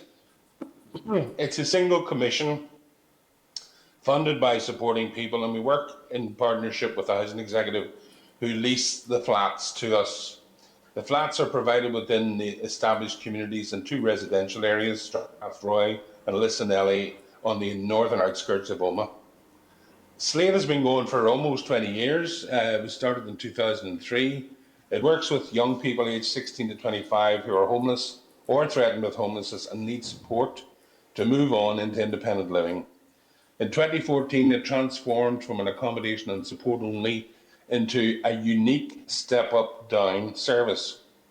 So the step-up part of the service consists of the 11 fully self-contained furnished flats where the support is tailored to each individual's need. Residents can stay for up to 2 years, and when ready, the residents can choose their own accommodation to move to, and if they're 18 and they wish, up to 10 of them can participate in our step-down service, which offers a further 2-year period of support. And we believe that's helpful because it builds on the skills and experience they've already received in the step-up and significantly reduces the risk of breakdown in their tenancy and potential for repeat homelessness. In terms of need, we've been getting an average over the last 7 or 8 years. It's in the table there in your brief. About more than 20 young people a year have been referred to Slate. In the current year, that's this up to March now, the problems with finding suitable accommodation to move to more independent living has caused a lot of silting up, and it's affecting our ability to support young people to move on. So it also has an impact on the number of people looking for our accommodation because it's simply not available.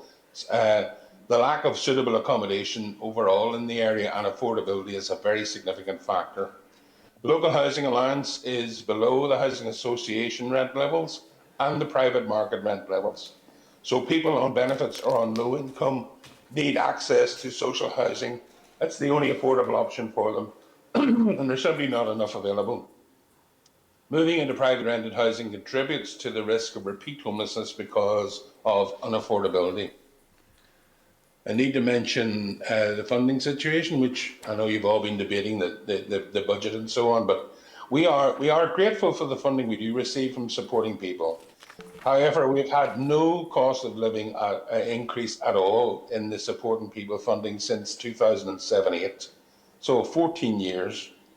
And in 2018-19, we had a 5% cut applied, top sliced across the budget. In the same period, by contractual agreement, we've increased our salaries by 21% up to last March. And, if we get the agreement this year, it'll take it over 22.5% on the basis of what people were being paid 14 years ago. So the impact of these funding cuts means it becomes increasingly difficult to maintain the agreed staffing levels without finding additional funding from unrestricted resources. So, and in addition, staff are often required to work alone, and in the past that would not have been our preference. We would have preferred staff to be working in pairs, but it's very difficult to do that now with the funding we have. And with no additional financial cover built in for staff sickness, we are very vulnerable. So presently, with one staff member off on maternity leave, our existing staff have often needed to work additional shifts to deliver the service. The COVID emergency funding has been most welcome, and it has helped us to support staff working from home when necessary and providing cover for staff when they were ill. But that's not going to be there forever.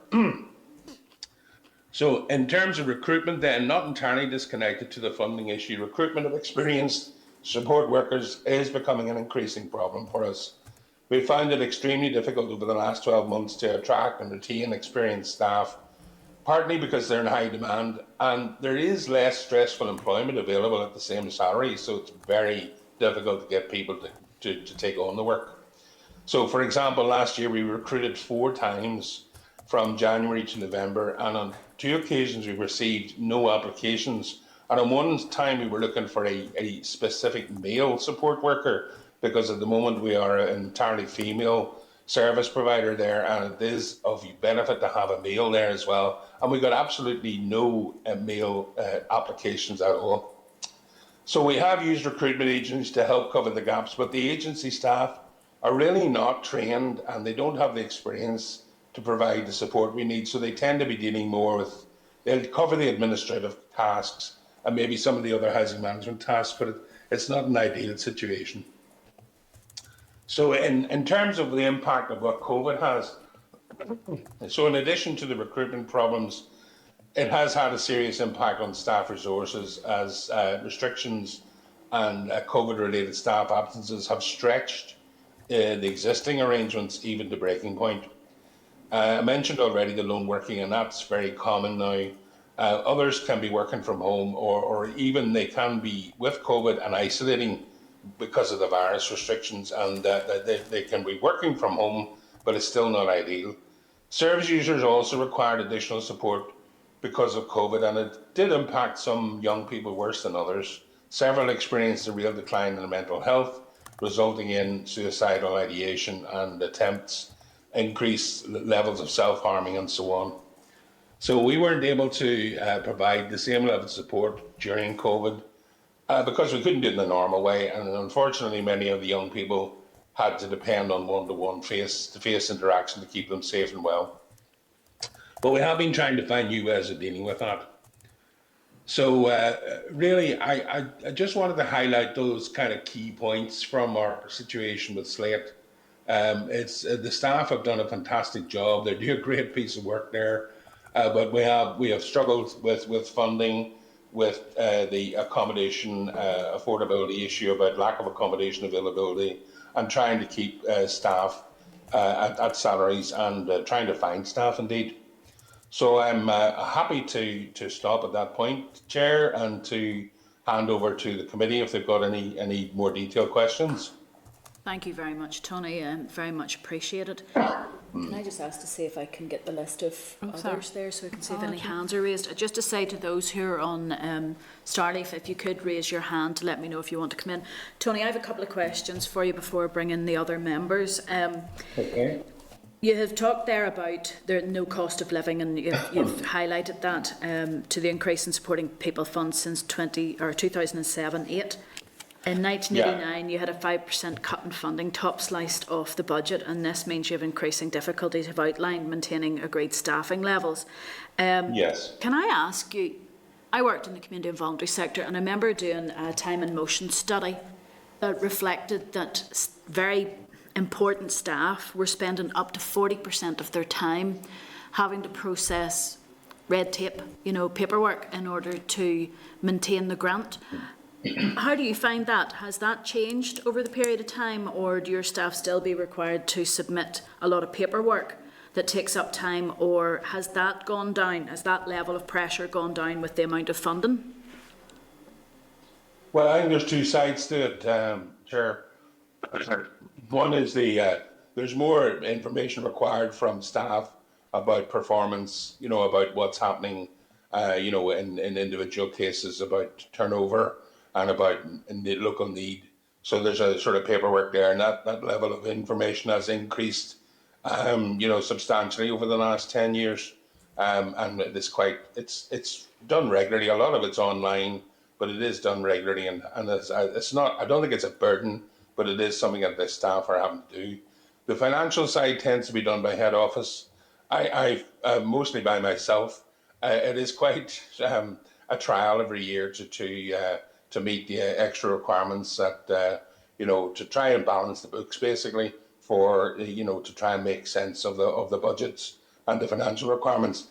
And then it depends as well on the annual accounts being done at certain times. So our AGM is quite late in the year, and so it tends to be very late before we get everything completed.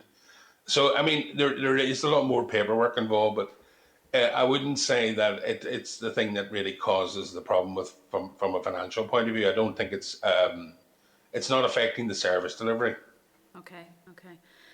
No, thank you for that. I remember being so stunned that in the past, whenever I was trying to manage a grant, spending so much time doing that instead of being able to do the front line. So it's good to hear that you guys are able to manage that, and it's something that I'm always very acutely aware of, that the necessity for data, which is great because it helps you to plan ahead, and put investment in place.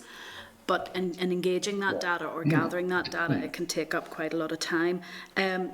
Can I just make one more point? Sorry, yes, Chair. Just another quick point. Say that I know I've heard you say this yourself on a few occasions. The overheads.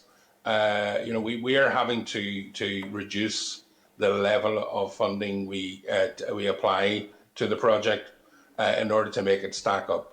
So we're having to find, like maybe up to 2 or 3% of the cost of running the project from the headquarters, from our own resources. So that's what I maybe referred to when I was talking about the funding. Yeah. So the idea of having a 15% application from overheads, which would be about correct. If we did that, the project would go into deficit.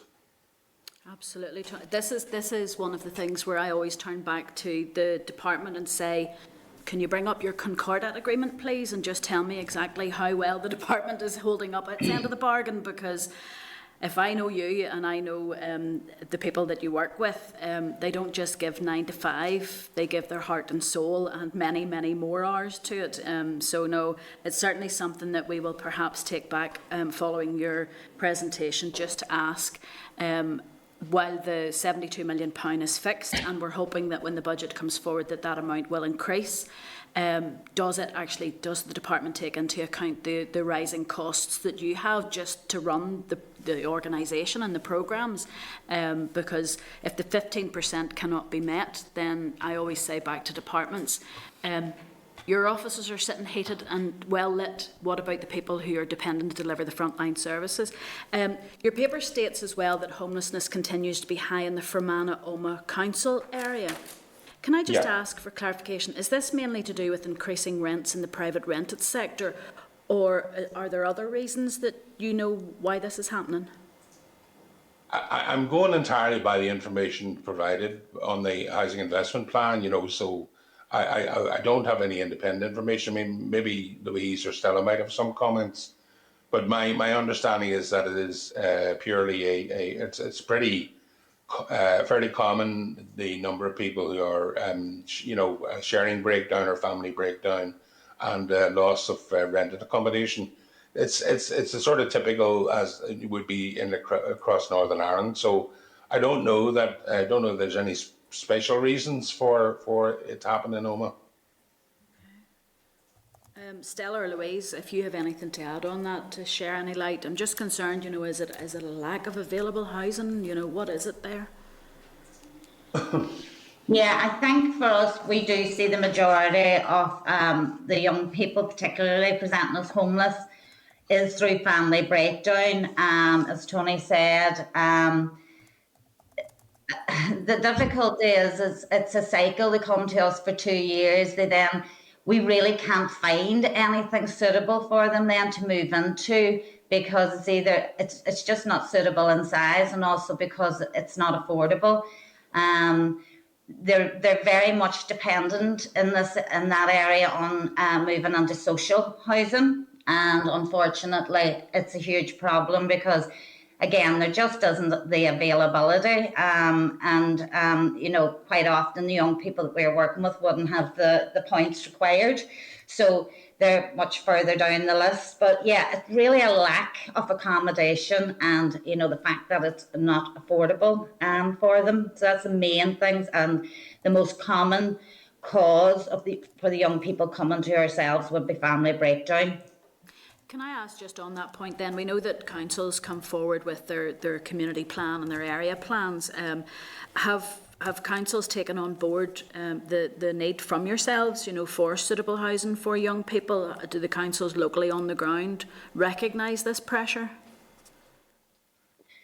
We recently just opened our new premises, and we did have chairman from Fermanagh Council present, and he was very keen to discuss everything, but no, it's not something that ever happens. There's not any kind of joined up approach, I don't see, from council in relation to this matter. Certainly we have never been involved in any working groups or asked to participate. Okay, that's an interesting one. I'll maybe ask the committee if we could write then to the department to ask, with regards to supporting people, how do they enable or promote partnership working with, say, for instance, councils to support, to get rid of homelessness, basically. We were able to do so much during the pandemic, and we know that there's a lot of people coming out of temporary accommodation, but on an ongoing basis, if we know that councils are looking at provisions and what they want their council areas to achieve, if they recognise that there's problems, with young people securing homes, then we would hope they could work with yourselves and others, to encourage development in that area. Chair, can I just offer the point that the all-party working group on homelessness, that question was asked by Homeless Connect to all the councils on behalf of the committee, and I can't remember it because I did see the notes, but I can't remember if Omagh and Fermanagh actually are doing anything in relation to the community plan in relation to homelessness. But there is information out there already being worked on, so that might be of use to you. Okay, we'll certainly ask the all-party group if we can get a copy of that. I know, well, our chair Paula, as you know, is very well connected to the all-party group, so we'll certainly try and see if we can get access to share that information with ourselves. I'm just checking. Sorry, Ciara, I see your hand up. I'll let you come in now. Thank you so much for your presentation. Apologies that I have to leave. I have another engagement, but obviously, as a member of the All Party Group, I did raise that issue. I do very much so. I am concerned. I've been out and about, even in the city, seeing projects under supporting people, and concerned the pressures that you are under. And I'm really concerned about the workforce issue there in relation to trying to recruit staff, but also lone working, the pressures that you are under. And I do very much, I would like to reiterate, I think we need more effective collaboration with our local councils under community planning, and how they can assist and prioritise the need of homeless people. So if there's something, I think, as a committee that we can do, again, I'll reiterate as Kelly, I would agree that we could be writing to the councils, or ask the department, I'd once again to write to the councils and ask what they are doing to assist yourselves under supporting people. So that's all. So apologies, I have to run on, but thank you very much again for coming along today. Thanks for those comments. I think then I'll just put it out to the committee at this stage then. Committee, if I could get a consent from yourselves, either raise your hand, or actually just raise your hand if you're opposed to this, but that the committee would agree to write to the department to clarify how councils, or to ask councils to clarify what work they are doing with providers through supporting people to deal with issues of homelessness, particularly for young people in their council area, and how that's worked into their community plans. And I think that's something that we can help then bolster the work of the all-party group, Tony. So no, we'll certainly do that. Absolutely, Chair. Because I'm not seeing any other hands of committee members raised at this stage, I'm going to be quite blatant and turn tables on you, Tony, and ask you how, if we were talking to the members of the next committee going forward, is there anything that you would like that committee to concentrate on or to consider that would help Shelter NI and the people who you work with? What would be a thing that committee could help with? Well, there's a couple of things. First of all, just to let you know that yesterday we received the proposed budget for next year, which, as you can well imagine, has to be based on the existing arrangements. We had heard, and like you had already mentioned, the potential for maybe some sort of maybe a small uplift. Who knows? But we've been told that the budget is going to be held as it has been for this year. So it'll be yet another year of no uplift, a 15th year. So I would certainly be very keen that we have. I would like to see a 3-year budget. We'd like to see it, allow for a reasonable cost of living increase, so that we're not running into difficulties trying to find money from other sources. The whole concept behind supporting people was that it'd be a one-stop shop for funding, and that we wouldn't have to go finding money in other corners to make things stack up. And it's beginning to move back to a point where it's not operating properly anymore. It may well be, just on another theme, we have been discussing our own manifesto in terms of shelter. So there's a couple of themes that came out. One of them was, if in terms of legislation, we're the only part of these islands that have priority needs still in there as part of homeless assessment, would be our view that is should be removed as an issue, because we feel that that's discriminatory. And the other thing that we would be very keen to see would be to move the local housing allowance. And I know it's not in your bailiwick to do this, but if there was some way that some representation could be made to change the local housing allowance from the 30th percentile to the 50th percentile, we feel that would make a considerable difference to affordability, in particularly in somewhere like Omagh. I agree with you on the LHA one. The amount of people now in private tenancies who are having to pay more rent out of the rest of their benefits is staggering. What does that do for poverty across Northern Ireland? No, thank you for that. Probably after this and after our next couple of presentations, I'll ask the committee if we should consider writing to our friends across in Westminster to ask it when the LHA is going to be reviewed. I know our own minister currently would be keen to do that. As you say, it's sort of outside of our remit at this stage, but it's certainly something that is harming people here in Northern Ireland, that money that's supposed to be in benefits for, to help them to live, they're having to use more of it to bolster up the cost of rent. And of course, we know in the next mandate there will be private tenancies, potentially rent caps coming in. We'll have to work to see that that actually works for people and with landlords as opposed to causing problems. I'm not seeing anyone else coming along. Is there any other endpoints that any of you want to raise with us to make sure that we're fighting a good fight on your behalf? Well, I mean, just to reinforce the point you were making about the rental local housing allowance, we were looking at the intermediate rent proposals. I don't think it's the sort of thing would work in Oma because of the differences, but certainly it's substantially a serious issue that maybe people are paying up to 40% of their income on top of their benefit in order to meet the rent level. So it is appalling, and that's definitely something that has to be addressed. No, thank you very much for that, Tony, Stella and Louise. That has been extremely worthwhile, and there's certain points there that we will try to move forward for you. No, thank you very much for now. We'll say goodbye and... yes, thank you for the opportunity, Chair. Very much appreciated. No, Thank you. Thank you. And thank all your staff, please, because they provide such a valuable service for so many people. Thank you. Thank you. Thank you.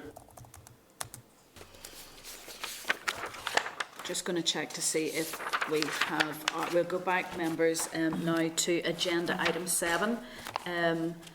We have Leonard Cheshire coming forward to talk to us about supported and assisted living.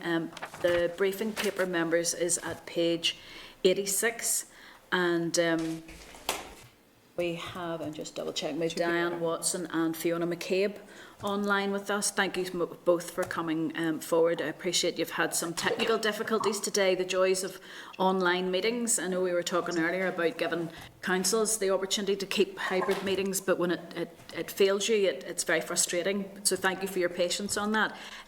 Without holding you back, Fiona, I'll let you begin your briefing. Thank you. Thank you, Chair. Thank you for the opportunity to present today. And I know we're short on time, so I am going to highlight some of the more pertinent areas in the briefing that we submitted. Just to give a little bit of context, Leonard Cheshire, we are a global planned disability charity supporting people with disability to live, to learn and to earn independently. Locally here, we've been rooted in our community from the mid-70s, providing a range of services to folks with learning disability, physical disability, acquired brain injury and sensory impairment right across the region. Our supported living models across Northern Ireland are funded by our local health trusts and supporting people. We provide housing related support and person-centred care to meet the needs of individuals and help them lead as independent lives as possible. So in partnership with our housing associations, our settings are jointly managed and usually in separate units of self-contained accommodation. So our presentation today sets out how Leonard Cheshire and our partners wish to work together to develop a 12-bedded supported living provision for people with alcohol-related brain injury who've been discharged from the specialist residential rehab facility that Leonard Cheshire opened back in February 2020 in partnership with our local trusts. It also highlights the economic benefits of increasing supported living provision and some of our current challenges in doing that. Albeit Leonard Cheshire is also experiencing similar challenges around the need for supported living services for other populations, namely our learning disability family. We have chosen to focus on RB as an immediate need. And throughout the presentation, I'll maybe move from RB and ARBD as those two terms are interlinked.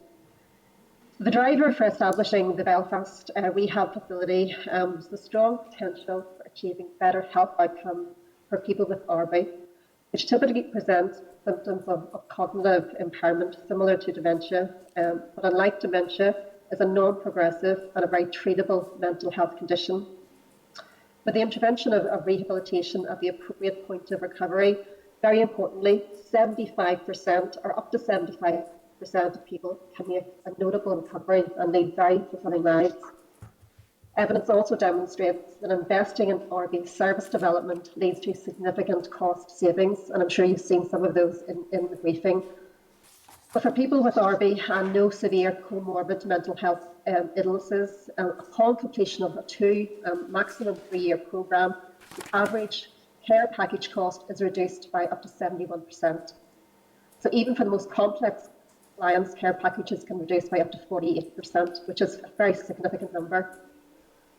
Successful rehabilitation also has the potential to achieve significant direct cash and non-cash benefits through reduction in the frequency and complexity of interactions with others such as courts, prisons, social work, acute healthcare, fire and police, and so on. So we developed our bespoke model for service delivery in South East Belfast, and the model includes a requirement for ongoing support subsequent to discharge from the residential facility into a number of possible step-down services as part of the next phase of rehab and stabilisation. So studies have shown that patients with alcohol-related brain damage injury conclude that clients require ongoing active engagement, assessment, management, and recommend adopting a phased rehab pathway, providing very clear structure with therapeutic interventions that can be deployed initially and then reduced. This optimises independence and reduces the use of acute hospital inpatient care. So over the past 6 to 9 months, we have started to discharge our first cohort of clients who have progressed through our rehab facility. And when we talk about rehab facility, we very much focus on the brain injury rehab. So it's not strictly an alcohol rehab unit, it's very much a brain injury rehab unit. But now that folks are ready to move on from our setting, we are experiencing significant challenges in finding them suitable, vacant, supported living placements. And Diane here is on the call with me and in part of the question and answer can give you a little bit more detail about that. So our presentation very much demonstrates the supported living option as the preferred way forward to reduce the risk of relapse and deliver good value for money. So a little bit about RB for context. A growing body of research and emerging evidence highlights the impact that alcohol misuse can have on the structure and the function of the brain, which in turn has the potential to lead to alcohol-related brain injury. The term is characterised by prolonged cognitive impairment, and obviously in the paper it goes into a lot more detail on what that manifests and what that looks like.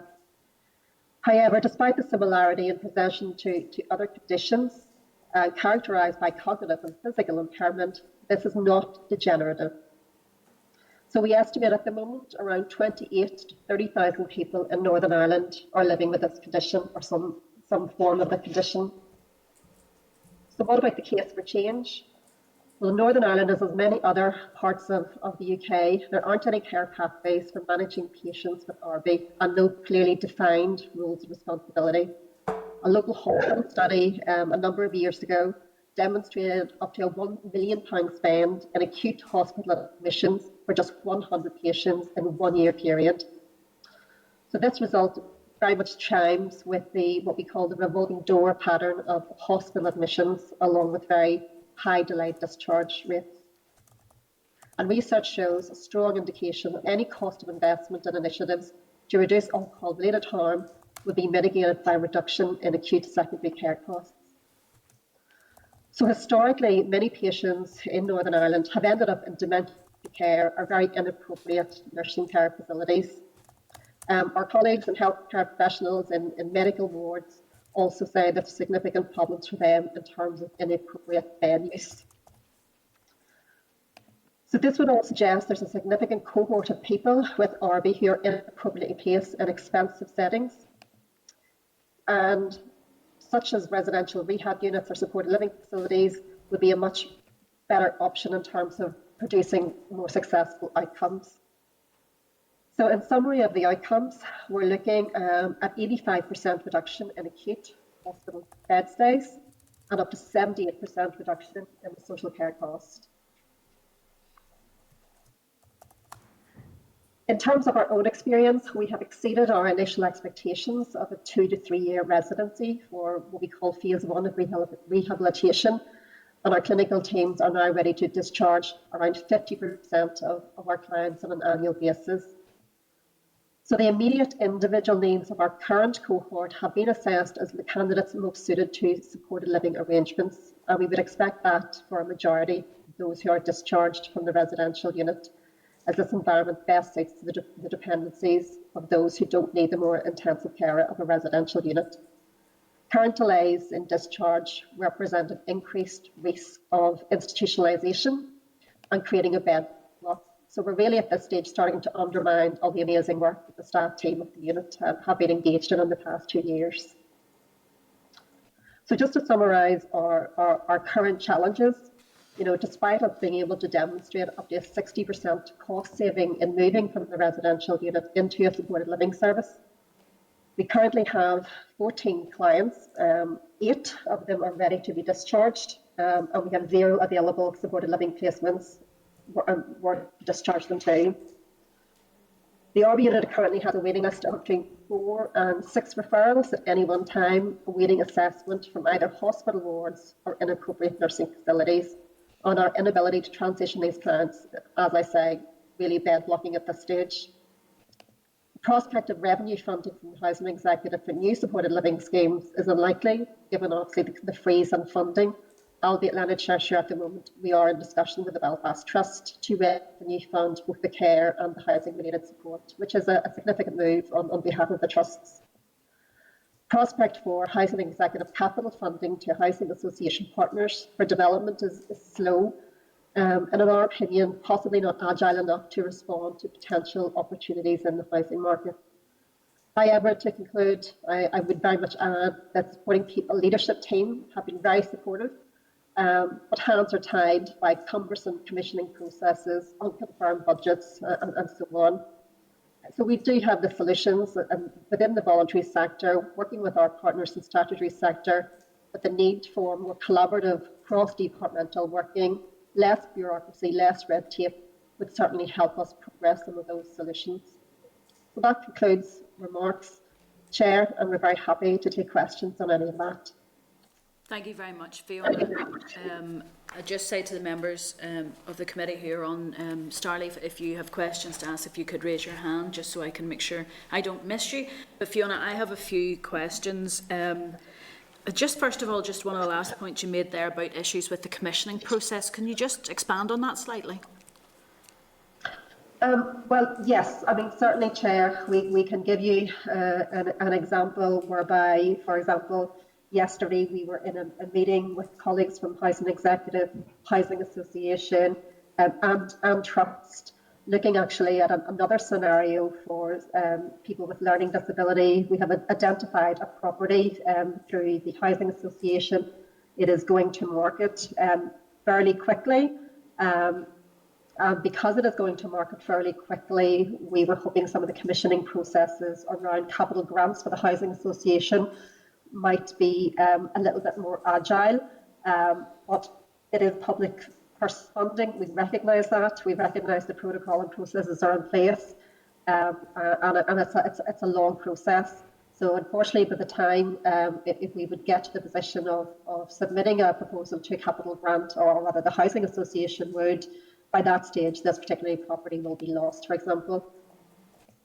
Okay, that's interesting, because earlier today, we've been talking quite a bit about housing today, and earlier today when we were talking about, people who have had previous instances of antisocial behaviour, for instance, and it's led to them being ineligible. We're talking about people here who, unfortunately, through RB, may have had issues in the past because of their alcohol abuse, and then trying to get facility or places for them to live then is being hampered by red tape, basically, as opposed to the will to get help. Okay. Just on that, do you have a figure or an idea of the costs of not being able to offer a viable supported living pathway for a person discharged from residential rehabilitation? Well, Chair, to give you an indication of the cost of running the rehab unit for 14 people a year, costs around £1 million per year, so it's around £1,700 per week for that ongoing rehabilitation. And the cost of a supported living placement is probably around 60% of a saving of that, so about 40% of that cost. A supported living placement anywhere in the region of around £600-700 per week. Okay, and I always like. And that's not. Sorry, go on ahead, Fiona. That's obviously not taking into account some of the other costs in terms of, if rehabilitation doesn't take place, the cost has been, we mentioned earlier, but engage with other services, acute beds, hospital admissions, medical costs, fire service costs, all of that as well. Yeah, I quite often in the past, when I worked in the community and voluntary sector, I used to say to government departments, if this isn't funding, it means that the ongoing costs within the system will be this.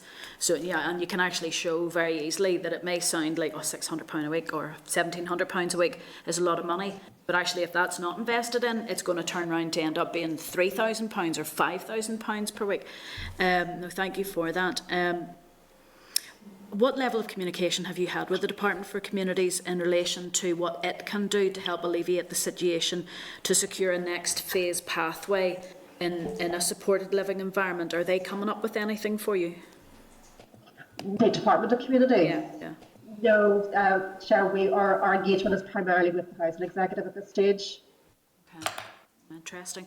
I'm just wondering if the Housing Executive processes aren't, because of the red tape, aren't able to deliver quick enough, then it's something just that we're wondering as a committee then, should the department then be stepping in? Yeah. Your paper states that in Northern Ireland there's no care pathways for managing patients with RB, that's the alcohol-related brain injury, and no clearly defined roles of responsibility. Is that because the supported living models are jointly funded by health trusts and Department for Communities through supporting people? I suppose it's more than that, Chair. When we talk about there's no care pathways or areas of responsibility, it's because the condition straddles both physical disability, mental health, and really crisscrosses a number of departmental areas. So, you know, for example, in some trust areas, they may assume it as a mental health condition. In others, it may be a physical disability. So it's a little bit more complicated than that. Diane, you might want to add something there about the pathway.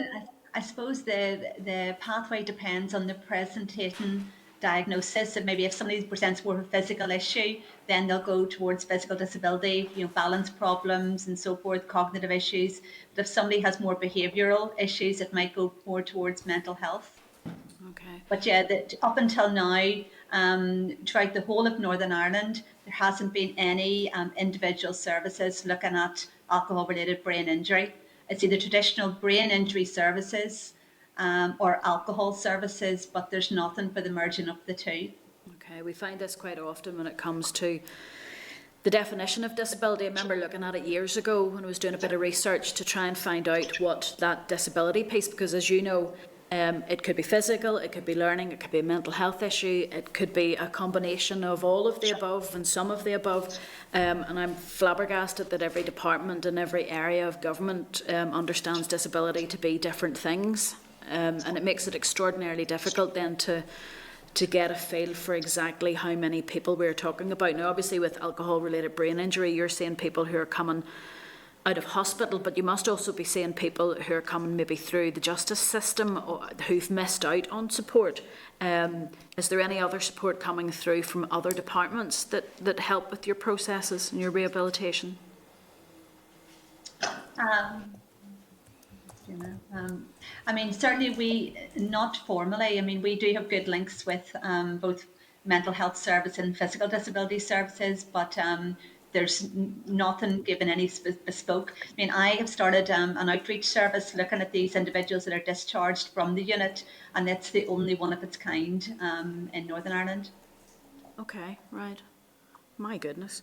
And you're saying that you have, out of the 14, 8 ready to be discharged, but I maybe picked this up wrong, but correct me if I'm wrong, that those people you're waiting for somewhere for them to be able to go to live, that there isn't appropriate accommodation available for them at the moment? No. Oh, so that's a huge issue, and we already know from the budget that social housing, the amount of money that will be available in year 1 and year 2, I think it's either 1,600 or 1,900 homes, but in year 3 it drops down to 600 homes, so it just goes to show that there are other people maybe who aren't already on that list who need to be added to the list. Earlier we heard from Shelter. Tony was saying that priority needs should be removed from the housing considerations. What do you think about that, just given the fact of your knowledge of what happens with people with RB? Chair, to be honest, we don't have a strong opinion on that. Our main concern is of the fact there is lack of adequate housing at the moment. So if there was available housing, we have all of the parts of the jigsaw in place, and the trusts have actually been very supportive because they understand and they recognise that for this population they will need some level of continued support for the rest of their lives. So we had good, strong indication that the trusts will revenue fund that support. Our major problem is that we do not have the social housing available, and we do get a light of chink. You know, that red tape, that bureaucracy, and getting it over the line is proving very, very difficult. Yeah. Okay. I'm not seeing anyone else raising hands, so I'm going to keep asking you questions. You might go, Fiona, you might be saying, my goodness, this woman's never going to stop. I'm just wondering, when people come out of hospital, and obviously you're dealing with their rehabilitation, the numbers that we're talking about seem small, but their needs are quite big. I'm just wondering, how widely spread across Northern Ireland will they then end up living, or do they tend to be concentrated in and around Belfast? Do they stay closer to the hospitals, or... I'm just thinking they could go back into the wider Northern Ireland community, so it stretches your resources quite a lot. Yeah, so I mean, at the moment around 50% of our referrals are within the Belfast area, which is why we have an immediate need for that 11, 12 bedded facility. So yes, we do take referrals from right across Northern Ireland. I have to say it's probably only the tip of the icebergs, and our referral mechanism is fairly strict in that we can only take referrals from care managers within the health trust. So we cannot take referrals from others in the non-profit sector, even prison services or homeless services. The referrals must come from those pathways, and that's simply because the care managers are the gatekeepers of individuals who are otherwise going into expensive nursing care or sitting in acute wards. So essentially we are supporting those individuals who are at the moment costing the system significantly. If we were to open up that pathway, to be honest, we would be very concerned about an influx of referrals, and we simply wouldn't be able to cope. And so to answer your question, yes, we have developed an embryonic outreach support service via Diane, and we were very grateful to get some support from the Housing Executive through the Homeless Fund to start that project. However, yes, that will be thin on the ground in terms of how that is spread over the region, because people do want to go back and live in their own environments. Although sometimes that can present difficulties as well if people are going back to some trigger areas that maybe triggered their addiction in the first place. No, I can absolutely appreciate that. I share your concerns that if you were opened for wider referrals, to be honest, with wider referrals comes more of a commitment of funding required and be able to provide the staff. So, no, I get it on that. Members, I'm just going to check with you if anybody else wants to come in at this stage. Forgive me if I've missed your hand up. Fiona and Dan, we're not seeing anything here at the moment. If there is anything that comes up irrespective of the election, well, actually, I'll ask you a question that I asked Tony. If we're talking to the members of the next committee, are there any key points other than what we've talked about today that you would like us to raise with those people to make sure that they're aware of the situation? From Leonard Cheshire. Well, yes, Chair, I think that the number one priority in our own manifesto is around the workforce crisis in this area. So, like every other provider, we're struggling around recruitment and retention of workforce. We don't have the workforce, we cannot deliver safe and effective services. And, I think more than any time in history, I think the past 2 years has demonstrated that the work we do is really the backbone of our health service. So if we don't have the workforce to deliver on that, we really are crippling the entire system. Our ask is really to ensure that our workforce have parity of esteem in terms of terms and conditions, in terms of salary with those in the statutory sector, and that is not the case at the moment. Tony and Shelter highlighted very, very clearly earlier on, and everybody knows that funding for supporting people has been frozen to 2008. But we are recruiting from the same workforce as, for example, independent domiciliary care providers. So whereas, for example, the trusts and the department have uplifted those particular contracts, we are still in a position where we haven't had an uplift in 13 odd years, which is very, very difficult, because to avoid a mass exodus of staff, our organisation had to uplift, and we do so on an annual basis. That can get to crisis point, and get to crisis point very quickly.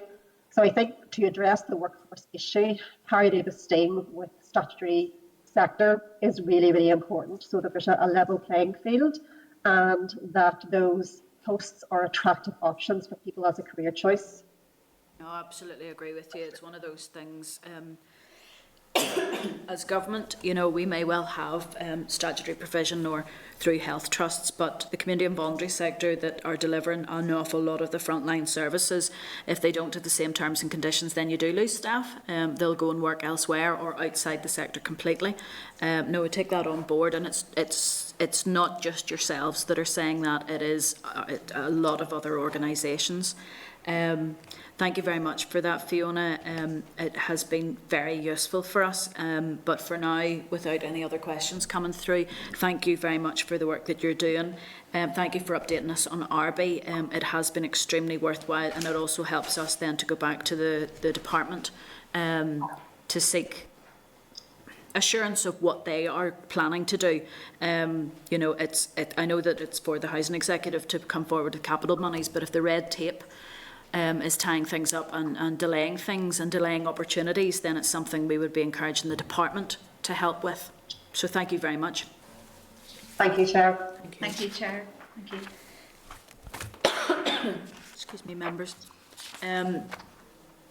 Members, thank you very much for that. Members, we're moving on now to an additional, I think it's a departmental briefing on the amendments to the Private Tenancies Bill. This paper is in your tabled papers at page, page 7 of your tabled papers. We are joined today by David Pawley and Ailish O'Neill. Good to see you, David, again, and hi, Ailish. Hello. Hello, Chair. We have been provided with the amendments. So if, David, I could ask you to explain what will happen with those. Thank you. Okay. So the department put in its amendments yesterday, and they were sent to the committee yesterday evening, and they were published not yesterday, the day before. And so we put in 5 on clause 11 and 2 on clause 7. So Ailish and I will talk you through those.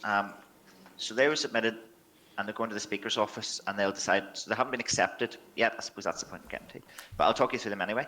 And then later yesterday, early yesterday, after hours, Jerry Carroll made some other ones. So we haven't had those for very long, but we can talk about those as well at the end. That'd be good, yeah. Well, I start with clause 11 then. So this is the notice to quit bits. So we have made 5 amendments, and these do various things, so I'll just talk through them now. The first thing they do is they reintroduce our powers to make regulations around these, because the second of the 2 amendments made by Ciara Ferguson took out some of the regulating making bits on the grounds that they didn't work anymore because the notice to quit had changed. So we've reintroduced some more regulation making powers, and in particular those introduced the power to make exemptions to the longer notices to quit brought in by amendment. And then we've set it up so that the new notices to quit don't come in until those exemptions have been made. So what happens is whenever we make the regulations to bring in the exemptions, and there's a bit more detail in there about what some of the exemptions will be, that triggers the new notices to quit. And then it also introduces a transition, because that'll take time. It introduces a transition, and that transition will be to introduce the notices to quit which were in the bill as laid, so the ones that were in the original bill before the amendment. So that is basically 8 weeks notices to quit after 12 months until 10 years. That will come into effect, that transition will come into effect on the day after the end of the coronavirus emergency legislation, or as soon as possible afterwards, depending on royal assent happens. And we also tidied up the notices to quit, and we worked with Ciara Ferguson on this. So on foot of comments that were made during the debate, we tidied them up a bit. We turned them into weeks and months rather than days, and that involved a bit of rounding off, and we simplified the tiers slightly. So there's now one tier for, instead of having one for the first 6 months and then one for 6 months to 12 months, there's only one tier there. And then if you remember, there was a different notice to quit for 6 to 7 years. So we've moved those together. So we've simplified them slightly. And in the department's view, altogether, then this brings this part of the bill back into competence, because the longer notices to quit will only come in once the exemptions are ready to go in with them at the same time as the longer notices to quit. You'll see that we've given ourselves 2 years to do that.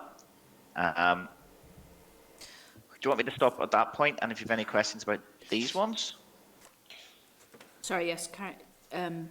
Sorry, or do you want me to keep on going? Yes, please keep going, yeah. Okay, right. So then we also have proposed 2 amendments for Clause 7. So that's the new Clause 7.2, which introduces 5C into the 2006 order. So we've proposed an amendment that gives us regulation-making powers, which are aligned to what was agreed by the Assembly. So this is around a rent cut. And we've given ourselves a duty to consult and allow a report within 6 months prior to using those regulation-making powers. So just for the record, David, just to confirm, so the Assembly had agreed with Mr Carroll's proposal, or the amendment, and this amendment to that amendment, my goodness, basically it brings the bill back into legal competence then? Yeah, if this amendment is, if the Speaker lets this move and it's voted for, it would, in our view, bring the whole bill back into legal competence. So on both counts, on the Clause 11 stuff notice to quit and the Clause 7, the Department has clear advice and is certain about, in as far as I can ever be certain about anything, that if those are accepted on Monday, then the bill will come back into competence. So you'll see on our Clause 7 proposed amendment, then we've put some things in which allow us to tweak it to better. So if we use this power, that is because you would have to be very careful about using this power to make sure that you cover off unintended consequences, and that it doesn't have a disproportionate impact on any particular group and things like that. So we've put some things in there about the regulation making powers that allow us to tweak it. So for a really obvious example is there are a few hundred statutory or controlled tenancies whose rent is already controlled by the department and has been for a long time. So we might want to exempt them from any rent cut on the grounds that their rents are already low because they're already controlled by the department. So it would be unfair to further control them. And I suppose the argument there would be that if their rents were unfairly high, well, that was the department's fault because we tell them what their rents are and have done for decades. So there's things like that in it to try and help us do it, to make a better fist of it if we were to use these regulation making powers. So yes, I mean, as to go back to your basic question, then the department's view is that these 7 amendments that we're proposing would bring the bill back into competence and allow us to continue to bring it forward to the Assembly. Could you outline for us, just so we were very clear, because we know that Mr Carroll had brought forward an amendment, a reduction in the rent, and then for it to go back to a fixed rent for a 3-year period at current levels. Why was that not? Why were there concerns about that one? Yeah, so we got clear advice that this interferes with Article 1, Protocol 1, which is human rights, and that is around the property rights of landlords. So, I mean, it does interfere with the property rights of landlords. You're saying that retrospectively, a rent they've agreed with a tenant, and the tenant has been happy to agree and to enter into that tenancy. You're going back and saying, well, you have to change that. So you need very good grounds to do that. You need to be able to explain those. So in human rights terms, they talk about the societal benefit and being able to get the balance right. Now, we do obviously interfere with that human right of landlords. We have notices to quit. So it's not as if the landlord has the absolute right to do whatever they want with their property. I mean, society has decided on balance there should be some constraints around exactly how that right lands. But we haven't done any of that. We haven't considered unintended consequences.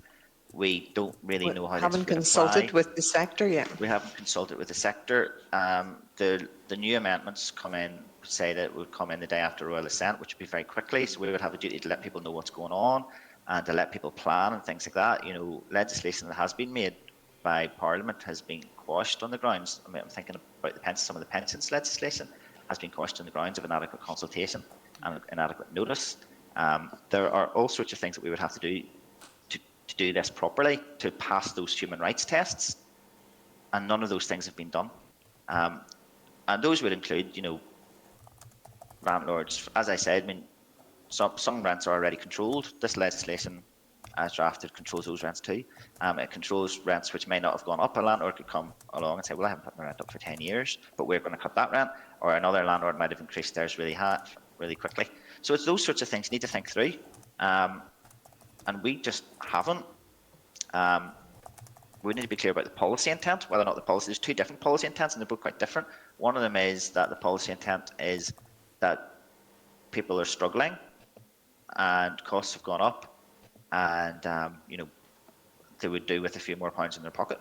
And I mean, there's other ways of doing that, I suppose. So if you were a landlord, you might challenge on the grounds that if Department for Communities really wanted to help people out, you know, it looks after a benefit system, the job of which is to give benefits to people who are struggling, and taking about £120 million in a year out of the pockets of landlords without giving any thought as to whether or not they can afford that will make any of them individually struggle, or how that might affect their investment in their houses, their ability to pay their mortgages and things like that, or whether or not they might sell up and put tenants into the homelessness waiting list.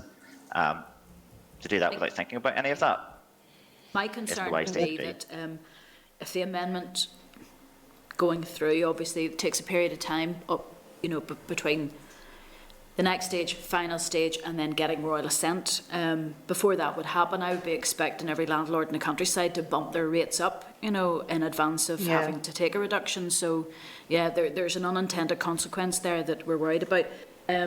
Obviously, the private tenancies, we've done the committee report on this, so we're beyond what the committee can sort of do on this, but I know that, thank you very much for the department for sharing the updates. I know that I went back to our own bill support and had said that I thought that this was the better way forward, and it also saves the bill because the bill does contain quite important proactive actions that protects private tenants and helps landlords, but most of it is about protecting tenants, and we heard from Renter's Voice how important that was.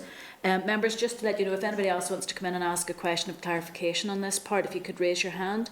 But it's, you know, I see what the department has tried to do on this, and it has kept Mr. Carroll's intentions, but enabled them to happen that would be more legally compliant and means that the bill can go forward without actually going through perhaps final stage, then going to the Attorney General and end up being kicked out because it's not, you know, it's not compliant, it's not legal. No, but thank you for that one. And the Minister, I'm sure, will be explaining all this in her speech when she's taking forward, because these are being presented on behalf of the Minister, or the Minister will be presenting them, sorry, at the next stage. But no, I'm happy with that. Just any other members want to come in? I'm not seeing anybody's hands coming up. But David, you might be getting away quick on this one. I think it's because... But Chair, we might want that... I can make, if we can. Sorry, go on, Niles. No, I was just about to say that the three further amendments submitted by Mr. Carroll, which you'll have also been well, we're waiting to see if they're going to be listed as well. You know, the advice and the department's view and the advice given to the department is that none of those three amendments do anything to bring the bill back into competence. So they don't help to do that, and in fact, with some of them they actually increase some of the issues that may potentially be brought forward.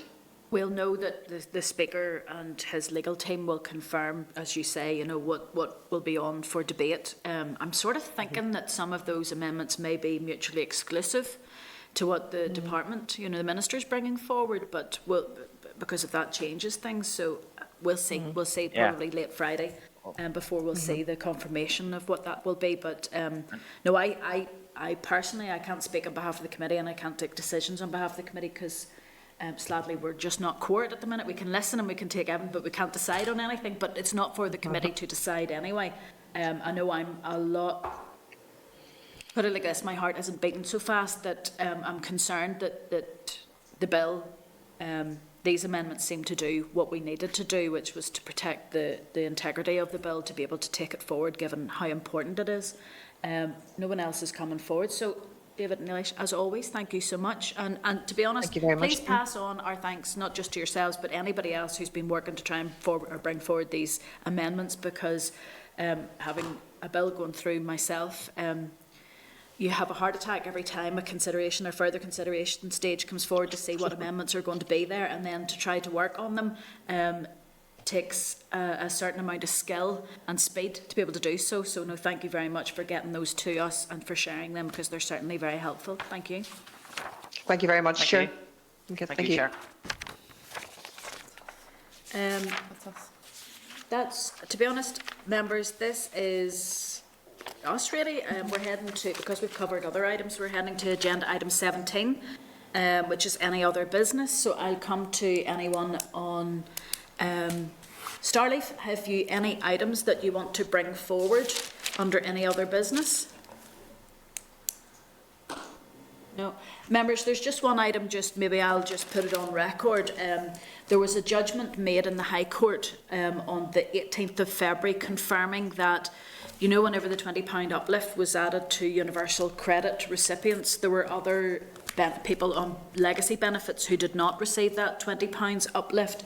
The High Court has ruled that the back payment for those people will not be taken forward by DWP. I'm aware that there's a petition out challenging that High Court ruling. Now it's a public petition, it's not one from ourselves, but it's just to raise the fact that we may be contacted as committee members on that.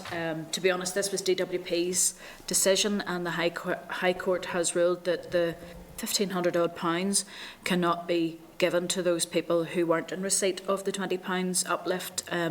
Sadly, we know ourselves that Northern Ireland we had looked at whether or not we could continue the £20 uplift, but unfortunately it wasn't something that we could afford to do so. I wish we could have, but it means then that if we had have continued the £20 uplift, I'm sure we would have been asked to make that back payment for those people as well. But at this stage, that judgment has ruled that while I think the judge made a comment about while there was a recognition of the difference, that didn't have to be back paid. But that's us then for agenda item 18, date, time and location of the next meeting. The next meeting will be Thursday the 10th of March at 9 o'clock in room 29. But for now and for today, thank you so much. This is the Northern Ireland Assembly Committee Room 29. This is the Northern Ireland Assembly Committee Room 29.